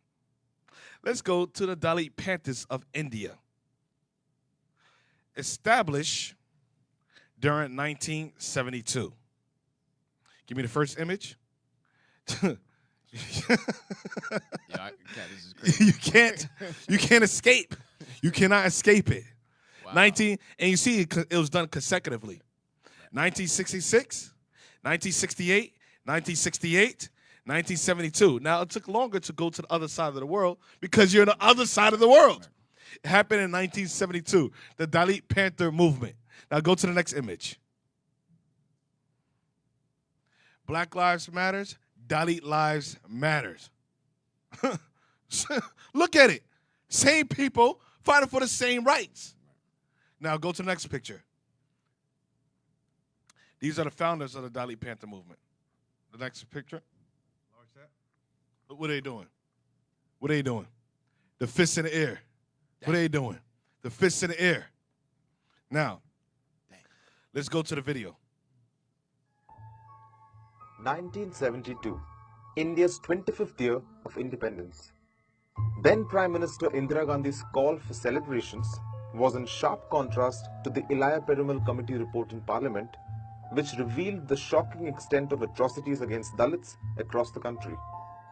The Dalit Panthers emerged as a reaction to this violence inflicted by the upper castes and injustice meted out by the state. World over, it was a period of ferment. The Vietnam War, civil rights movement, the Black Power movement in the US, and our own Naxalbari movement. Taking their cue from the Black Panther movement in the US, a group of writers and poets in Mumbai, Namdev Dhasal, J.V. Pawar, Raja Dhale and Arjun Dangle, came together to form the Dalit Panther. We formed the Dalit Panther on the basis of Black Panther. Black Panther was that time very aggressive movement in America and South Africa. Many of the leaders, they were behind the bars. When we started Dalit Panther, Black Panther almost all, it was finished. Some of us like Raya Dale, Namdev Dasar. We were writer. We were writing that we should fight for our people to fight against the atrocity. But in the year 1970, if you find every day there was some atrocity cases. So we decided why only to write only, why we should not come into the street, and accordingly we have decided to form some organization who can fight for the upliftment or the atrocity against the Dalits. So this Dalit Panther organization was formed on 29th May 1972 in the street itself. The Republican Party of India set up by Babasaheb Ambedkar had split into many factions after his death and had a pro-Congress slant. But the youth were attracted to the Panthers for their militant and aggressive stance towards caste atrocities, which were quite rampant at the time, just like now. Besides lynching and murders, 2 Dalit women were paraded naked for drawing water from a well in Maharashtra's Parbhani district. On 12th August 1972, Ramdas Narnavre, a Dalit farmer in Nagpur, was brutally murdered by caste Hindus to appease a goddess. Condemning the atrocities, marches and rallies were organized in Mumbai by the Panthers. Raja Dhale's article pointing out that disrespecting the national flag attracted more stringent punishment than disrobing a Dalit woman stoked the flames of rebellion in many Dalit youths across Maharashtra. In September 1974, when the Gawai brothers had their eyes gouged out by upper caste Hindus in Akola district, they came to the Panthers for justice. The Panthers managed to get a meeting with Indira Gandhi while she was on an official visit to Mumbai, resulting in fresh charges being filed against the accused under the Indian Penal Code. That time, anywhere, if the atrocity happened, we used to go by in thousands, and they got the assurance that somebody is there to protect us, somebody is there to hear us, somebody is there to take our side. The Panthers made extensive use of literature and poetry to express horrors like untouchability and other caste atrocities, giving rise to a new genre of Ambedkarite literature which was infused with realism. They structured their ideology with elements from Ambedkar, Buddhism, and Marxism. In their manifesto, they expanded the definition of Dalit to include anyone who was oppressed, from workers to the landless to women. A critical event in the Dalit Panther history was the Lok Sabha by-elections for the Worli-Naigaon constituency. It was a 3-way contest between the Congress. So it's just a little bit of history, a video of the founder himself. All right? Like, as you can see, they were inspired by Judah. Let's go to the book, page 2. During the 1970s, the followers of the Dalit Panther movement of Maharashtra gave currency to the term Dalit as a constant reminder of their age-old oppression. Gave currency, made it popular, he made it popular, brought it to light even more of the age-old oppression. Go on. Denoting both their state of deprivation and the people who are oppressed. This term for them is not a mere name or title. For them, it has become an expression of hope. To them, it's become an expression of hope. Read on. The hope of recovering their past self-identity. The hope of recovering their what? Past self-identity. The hope of recovering their what? Past self-identity. Why would they have to recover their... Wait, if they're Indians, right? Right. Think about it. If they're Indians, why would they have to recover their past self-identity? If they're the same people. Because they know they're not the same people. Right. Get that real quick. Deuteronomy 32, verse 26. This is why they have to recover their past identity. Deuteronomy 32, verse 26. The book of Deuteronomy, chapter 32, verse 26. I said, I will scatter them into corners. I will make the remembrance of them to cease from among men. Because they forgot who they are. God said, I will scatter you into corners. I will make the remembrance of them to cease from among men. And that's why it says, the hope of recovering their past self-identity. They forgot who they were. They forgot where they came from. They forgot the land. They forgot Jerusalem. That's why David said, if I forget, O Jerusalem, let my tongue cling to the cleft of my mouth. Right. Let my harp turn into mourning. Because why? The Israelites forgot their song. They forgot the Bible. They forgot their nature. They forgot their God. They forgot their tribes. Now look at them. Now look at us. How far we fallen. Get Jeremiah 17, verse 4. The book of Jeremiah, chapter 17, verse 4.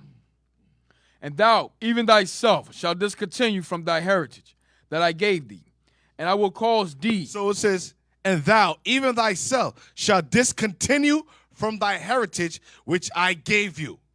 They forgot. That's why they said the hope of recovering their past self-identity, because God discontinued us from our heritage because we broke his laws, statutes, and commandments that he gave us. Go on. And I will cause thee to serve thine enemies in the land which thou knowest not, for ye have kindled a fire in my anger. And that's why you serve in India, because you kindled the anger of God. You broke God's laws. You broke the covenant of God. All right? Now let's go back to the book. Go to page 25. Dalit and post-independent India sought new avenues of liberation, which became a part of the Dalit theology. One of the best instances of this new wave of Dalit liberation movement was the Dalit Panther movement in Maharashtra, which made popular the use of the term Dalit. Further, there was a rise in the Dalit literature in 1960s. It was a rise in Dalit literature in the 1960s.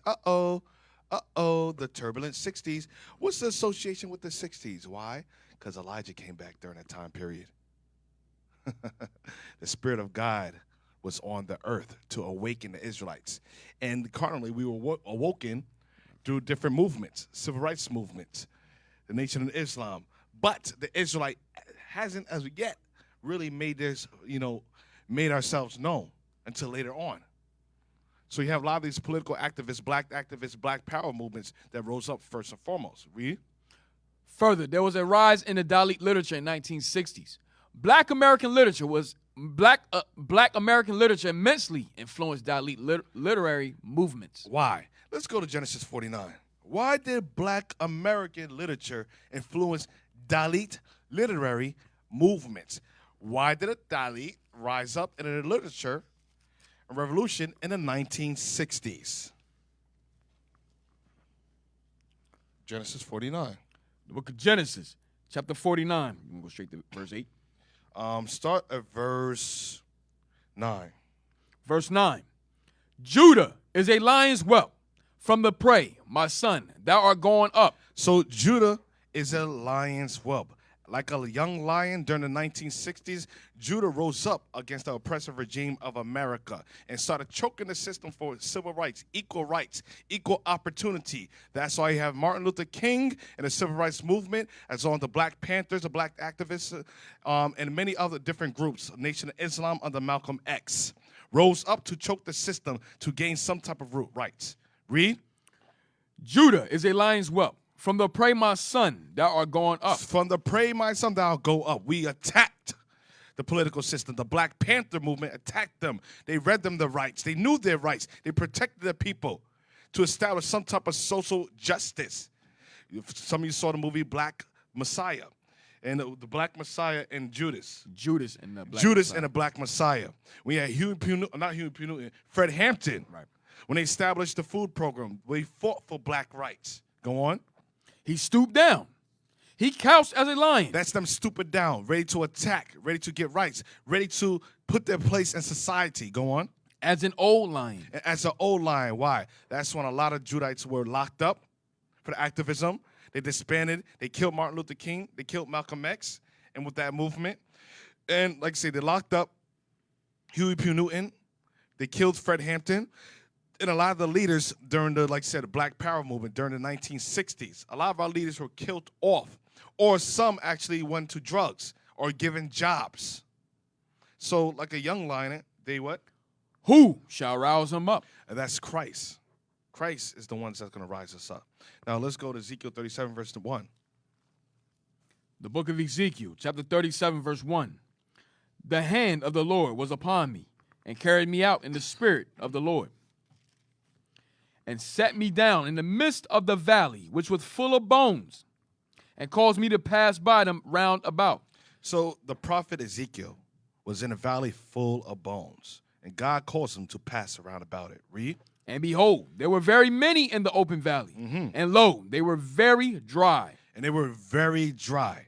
The valley of dry bones represents the Israelites in a decayed estate. The Israelites without an identity, not knowing who they are, not knowing where their land is, not knowing who their God is, not knowing what tribes they belong from, not knowing their heritage. Very dried, were dried up in a dead state, in a decayed state.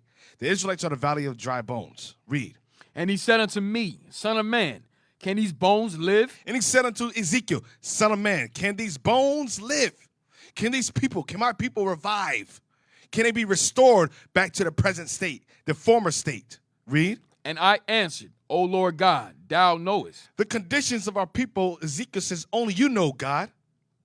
Read. Again he said unto me, Prophesy upon these bones, and say unto them, O ye dry bones, hear the word of the Lord. O ye dry bones, you blacks, Hispanics, and Native American Indians, and scattered throughout the diaspora in Africa and India and China, hear the words of God. Hear the words which are speaking to you right now. Read. Thus saith the Lord God. Thus saith God. Read. Unto these bones. Unto you Israelites, you dried Israelites, dried up in Christianity, dried in Islam, dried in Hinduism, dry in Mormonism, dry in Jehovah's Witness, dried in all these false ideologies and religions. Read. Behold. Dried in politics, dried in the educational system. Read.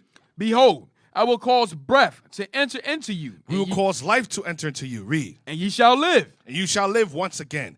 Read. And I will lay sinews upon you. And sinews will be laid upon us. The flesh, you'll be able to identify yourself. Read. And I will bring up flesh upon you, and cover you with skin, and put breath in you, and you shall live, and you shall know that I am the Lord. So when the sinews and the flesh and skin came upon us, this is during the 1960s, or they call it the turbulent 60s, which you have the various groups, whether it be Martin Luther King under the movement under Christianity, or Malcolm X under the Fruit of Islam, Nation of Islam, or you have the Black Panther movement. That's when we start to stand up for justice, stand up for our people. We start Black Power movement, because why?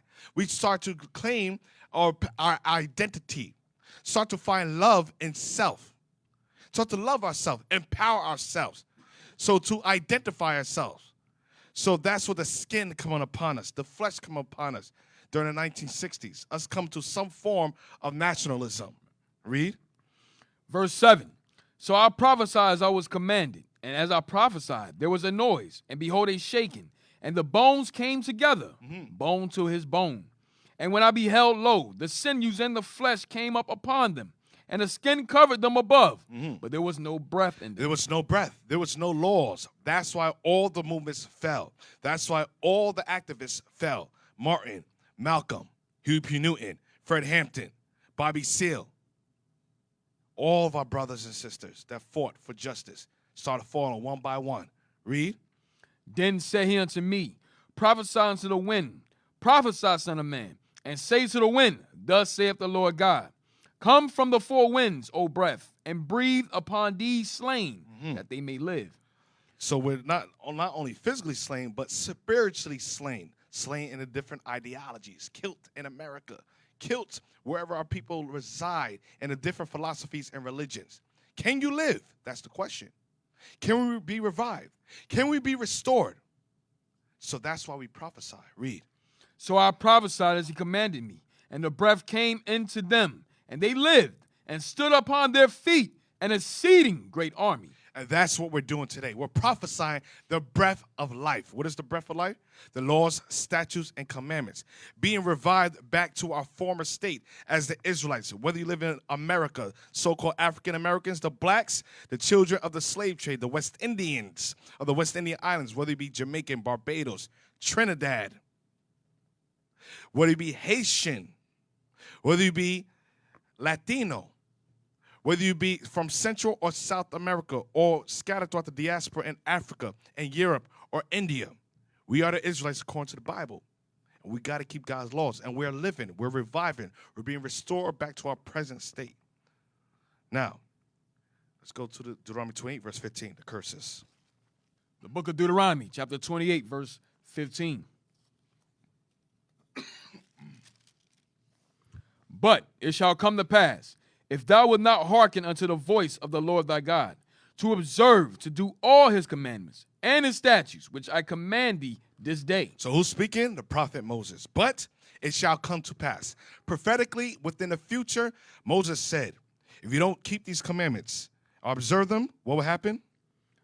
But it shall come to pass, if thou wilt not hearken unto the voice of the Lord thy God, If the Israelites did not hearken unto the voice of the Lord thy God, read. to observe, to do all his commandments, To observe, to do all his commandments, read. and his statutes, And his statutes, which I command thee this day, which God commanded in Mount Sinai by the hands of Moses, read. that all these curses All the curses of God, read, shall come upon thee shall come upon the Israelites, read. and overtake And overtake the Israelites.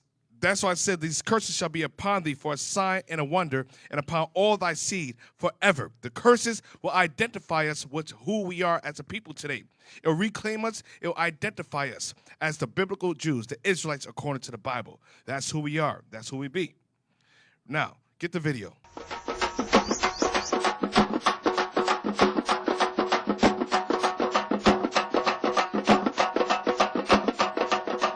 This is Kamlesh. She is a Dalit and considered an untouchable at the bottom of a brutal caste system. Kamlesh was pushed into a fire by upper caste men because she dared to walk on the village road that passed by their houses. She suffered 80% burns to her body.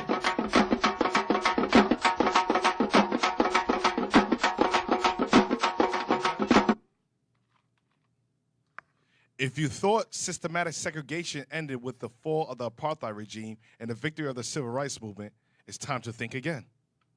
Go on.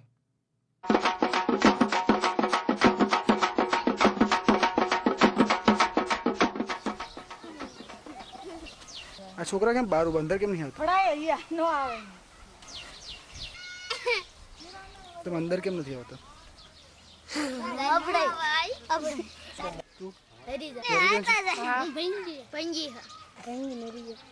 પણ તમારા ઘરે આવ્યા લોકો કેમ આવે ખરા પણ અંદર ઘરમાં ને બહાર તને કોણે કીધું એવું કે તમે અભડાઈ જાવ એમ ખબર પડી ગઈ ના એટલે અભરશેટ છે ઈ જ બનની જ ખબર અભરશેટ એટલે હું. The human rights violations against Dalits include exclusion, torture, rape, slavery and murder, and fundamentally breach the principles of equality and non-discrimination laid down in international human rights law. അവര് വന്ന് പറഞ്ഞ് നിന്നെ നിന്റെ മക്കളെ കൂടെ ഇതിനകത്തിട്ട് പെട്രോൾ ഒഴിച്ച് കത്തിക്കുമെന്ന് നോക്കും പിന്നെ കൊന്ന് കുഴിച്ച് മൂടി കുളം തോണ്ടുവന്നു എൻ്റെ ഹസ്ബൻഡിനെ ആ കട്ടയിലോട്ട് ചേർത്ത് പിടിച്ച് വെച്ച് അമക്കി ഞെരുക്കി 2-3 പ്രാവശ്യം അങ്ങനെ ചെയ്തല്ല മരിച്ചു പോയത് അല്ലെങ്കിൽ ഇത്ര പെട്ടെന്നൊന്നും മരിക്കത്തില്ലായിരുന്നു.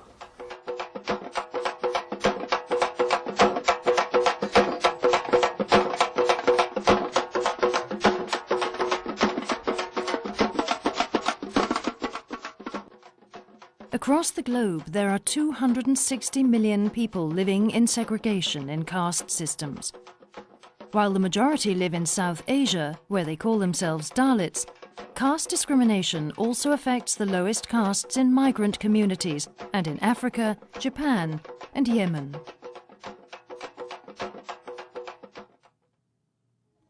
والله خدم ما لناش حكم قالوا الطموا الخادم معلش قال الخادم ما معنا في الاخر ولا احنا حاجه التنكه ذيك ب5 ريال نبيها باتريكات ونطلب طلبه نقري على انفسنا نلقوها لنا لا يدرسوا ولا يعملوا اي حاجه ولا والله العظيم ان احنا نقص قياع نقص غضب على حكم ربي سرحت سام من هذا ما ضربني ومامو ما عقليناش نخدم لا خدام المغوطون احنا ما عزيز هدوش لا بتن حرقنا ولا بتن متن. The way the system works is that you are born into an inherited caste, and your caste can never be changed. If you are unlucky enough to be born into the lowest castes, you are considered an unclean and subhuman servant to those above you.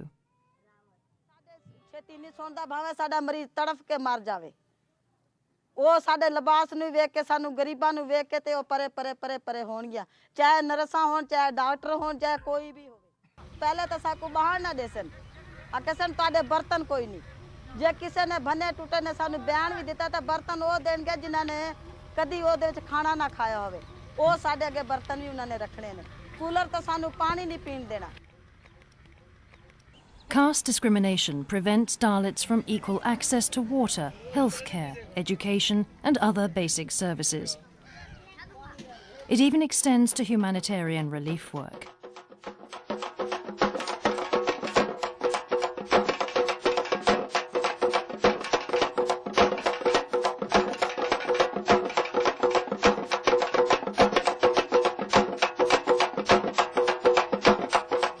As a Dalit, your caste dictates that you must do the lowest and dirtiest tasks in society, such as cleaning human excrement and sweeping garbage or working in bonded labour. Your untouchable status typically excludes you from alternative work and binds you in extreme poverty. These Dalit men in India are forced to clean the city sewers. Many of these workers die after being lowered into the poisonous gases.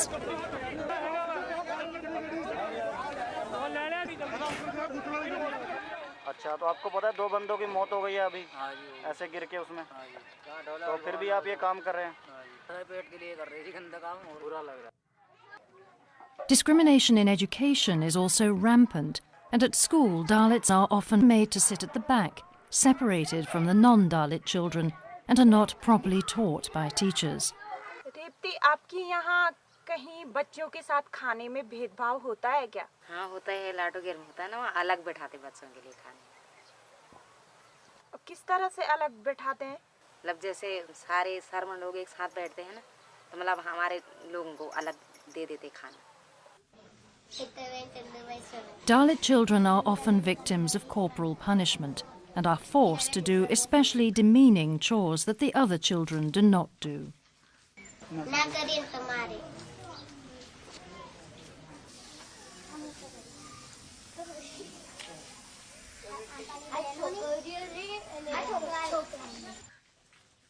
ડોલ લઈ બે જણ ના જઈ અને પછી બે ડોલ નરેહી ભરીને આવવાનું અને વારી નાખવાનું સવારે પાસે પછી પાણી દે દેવાનું જે ગંદુ હોય ને ફરી સાફ કરી નાખવાનું. If you are a Dalit woman, the cocktail of gender and caste raises an even bigger barrier to tear down. In India and Nepal, Dalits and tribals are the main victims of sex trafficking and may inherit prostitution through their caste. This is the case for young Benita, whose caste offers her no alternatives.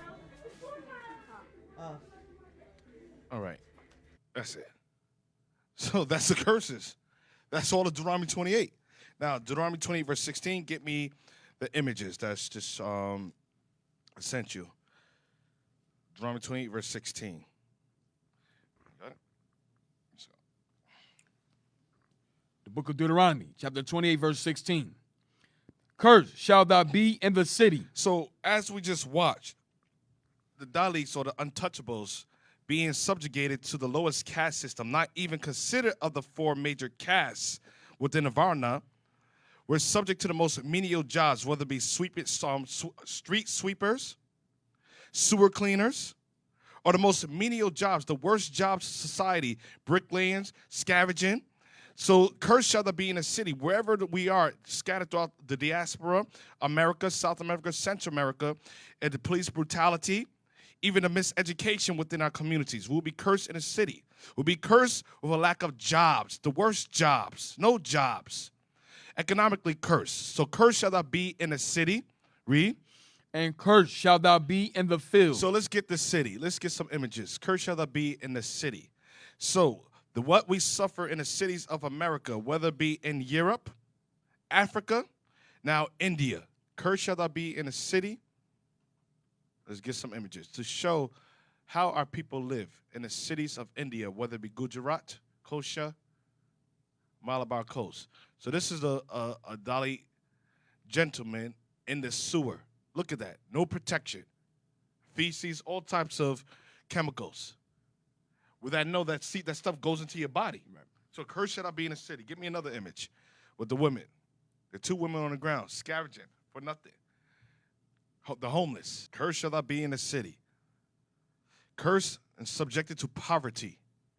Get the images with the children. Cursed shall thou be in a city. And look at them. Look at them closely. Look at the children. That's why it says some retain some of the African features. Look, go closer. So you're going to see little traces of them here and there. Look. You see? Yeah.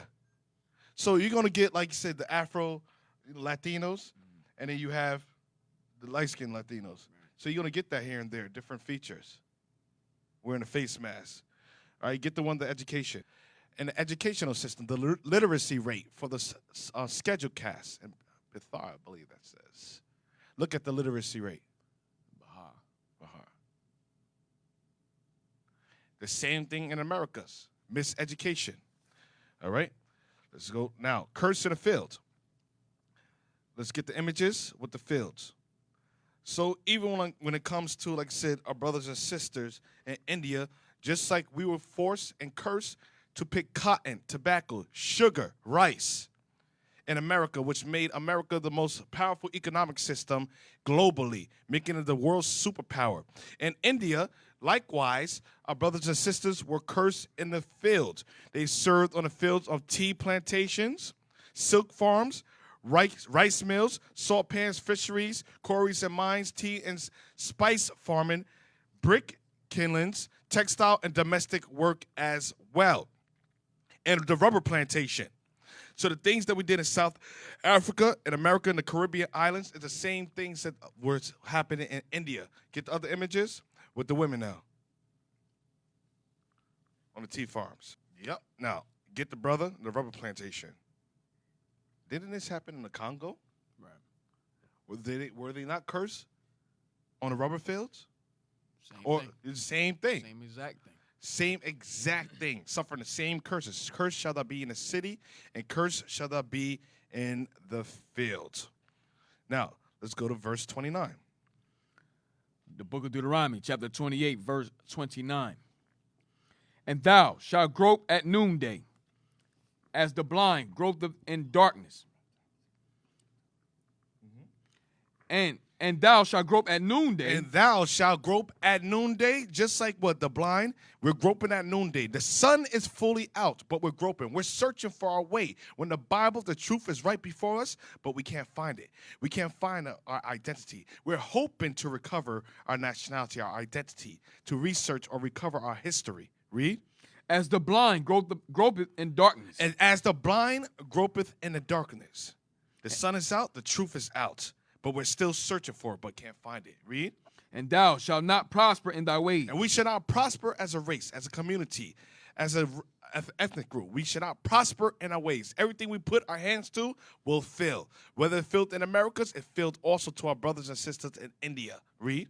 And thou shalt be only oppressed and spoiled evermore, and no man shall save thee. And we shall be only oppressed and spoiled evermore, and no man shall redeem us. Just like we were oppressed in America in the 1960s, you had the Black Power movement under the Black Panthers, along with Martin Luther King, Malcolm X, and many black activists. We were oppressed, so that's why they rose up for some type of social justice, some type of civil rights or equal rights. But God says that I shall be oppressed evermore. And read. And no man shall save thee. And no man would redeem us from the curse. The same social injustice that suffered in Americas, just like with George Floyd, Tamir Rice, Ramarley Graham, Trayvon Martin. It's the same injustice happening in India. Same police brutality happening in India. Look at that. India. Dalit couple consumed poison after police violence. Damn. Get me the next one. We want justice. Same social injustice. We want justice with the fists up. No justice, no peace. The same song, the same tune, sing in a different continent with different language. That's all that's different. The continent, the language, and the facial features. We want justice. Get me the next one. Police brutality in Madhya Pradesh. Same social injustice. Police brutality. Mass incarceration. Give me the last one. Same atrocities. Dalit lives matter. Give me one that says no more killing. Same signs. We've been doing from the 60s to 2020. No more killing. Swatch Bharat with my blood. Killed, raped, and they say something beef. Same atrocities. Same plight.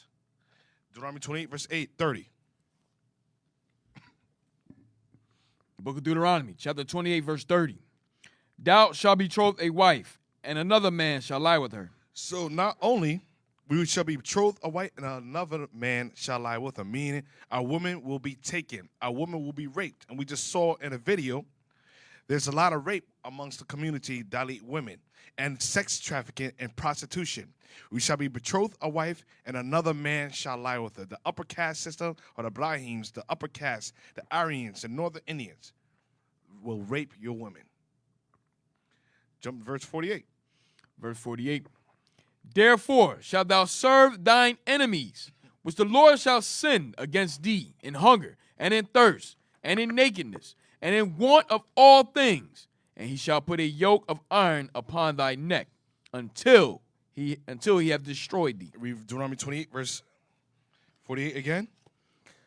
Book of Deuteronomy, chapter 28, verse 48. Therefore shalt thou serve thine enemies, which the Lord shall send against thee, and hunger. We will serve our enemies. In India, you serve your enemies. The northern or the upper India, North India, the Aryans, or what you call the Elamites, East Indians, or the Iranians. Those are the enemies which they serve on the Indian subcontinent. Read. And in thirst. In hunger and in thirst. Read. And in nakedness. And in nakedness. For clothing, you will serve your enemies. Read. And in want of all things. Anything you want, you serve your enemies. Read. And he shall put a yoke of iron upon thy neck until he have destroyed. We were destroyed as a people. Now go to the book, page 26. Dalit are poor, deprived, and socially backward. Poor means that they do not have access to enough food, health care, housing, and or clothing, which means that their physiological and safety needs are not fulfilled. They also do not have access to education and employment. With deprived, we would like to underline the injustice they face in everyday's life. Officially, everybody in India has the same rights and duties, but in practice, it is different. Social backwardness, lack of access to food, education, and healthcare keeps them in bondage of the upper caste. You see, the same curses in Deuteronomy 28 keeps us in the bondage. You serve your enemies for food, for thirst, for food and nakedness, and for want of all things. It just said it. Everything that you need, education, food, economics, health care. You got to serve the upper caste system. Slavery. Right before you. Go to verse 64. And give me the Hindu gods.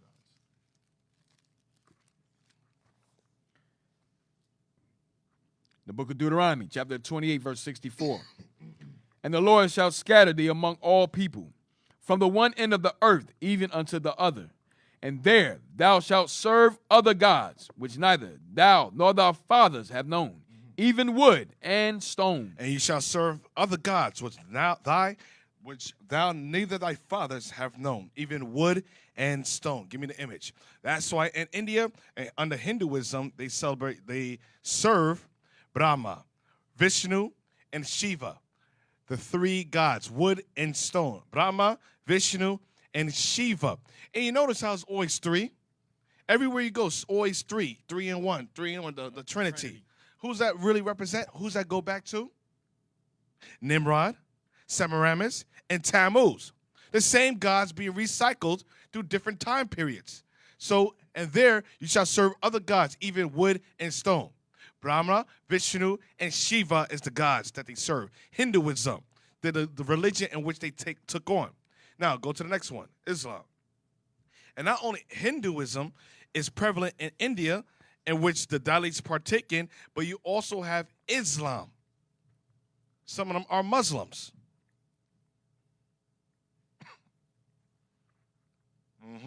Serving the Kaaba stones. Go to the next one. Sikhism. The popular religions in India which the Dalits partake in, the untouchables. Sikhism. And last one, the cross. As well as Christianity. So these are the prominent religions that our people partake in, even on that side of the world. The book of Deuteronomy, chapter 28, verse 65. And among these nations shalt thou find no ease. Go on. Neither shall the sole of thy foot have rest. Among these nations we shall find no ease.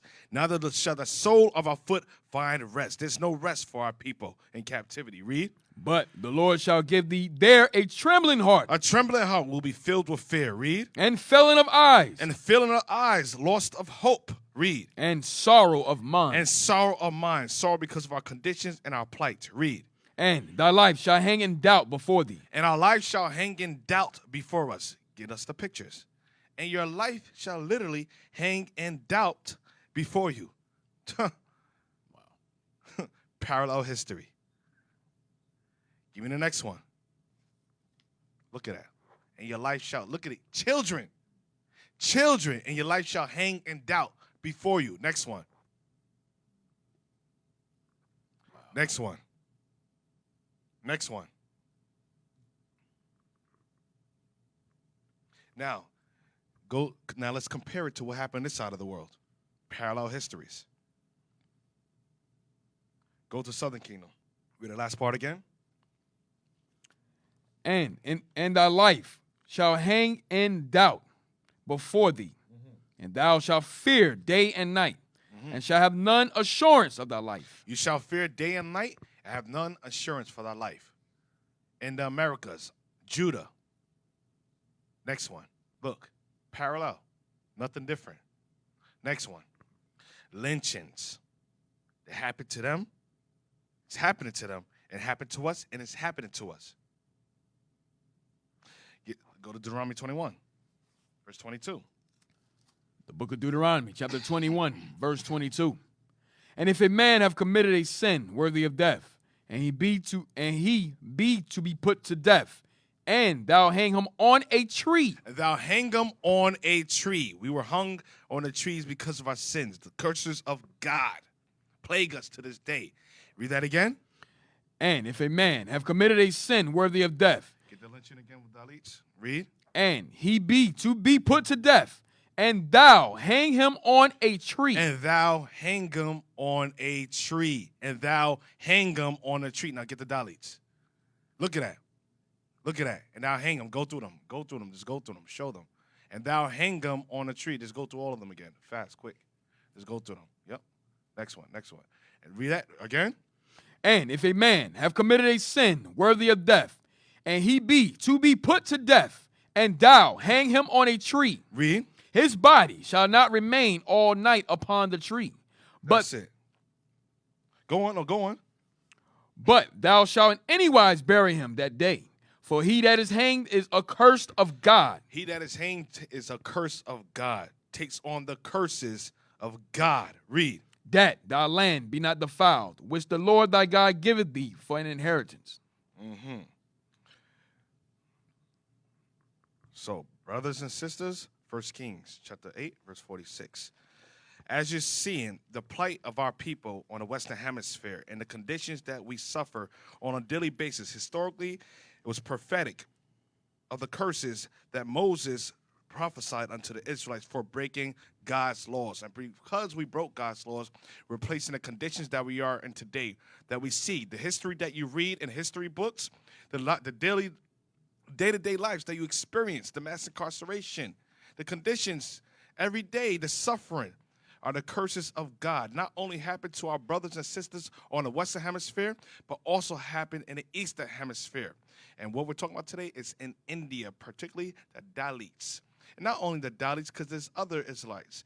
And next week, like I said, we're going to go over the Sidis. Judah and Israel were oppressed together. Read. 1 Kings chapter 8, verse 46. If they sin against thee, for there's no man that sinneth not. And thou be angry with them, and deliver them to the enemy, so that they carry them away captives. God was angry with us because what? We broke his laws. And because he was angry, the other nations carried us away captives. Read. Unto the land of the enemy. And to the land of our enemies, whether it be America, South America, North America, the islands of the sea, the Indian Ocean islands, and India, China, Japan.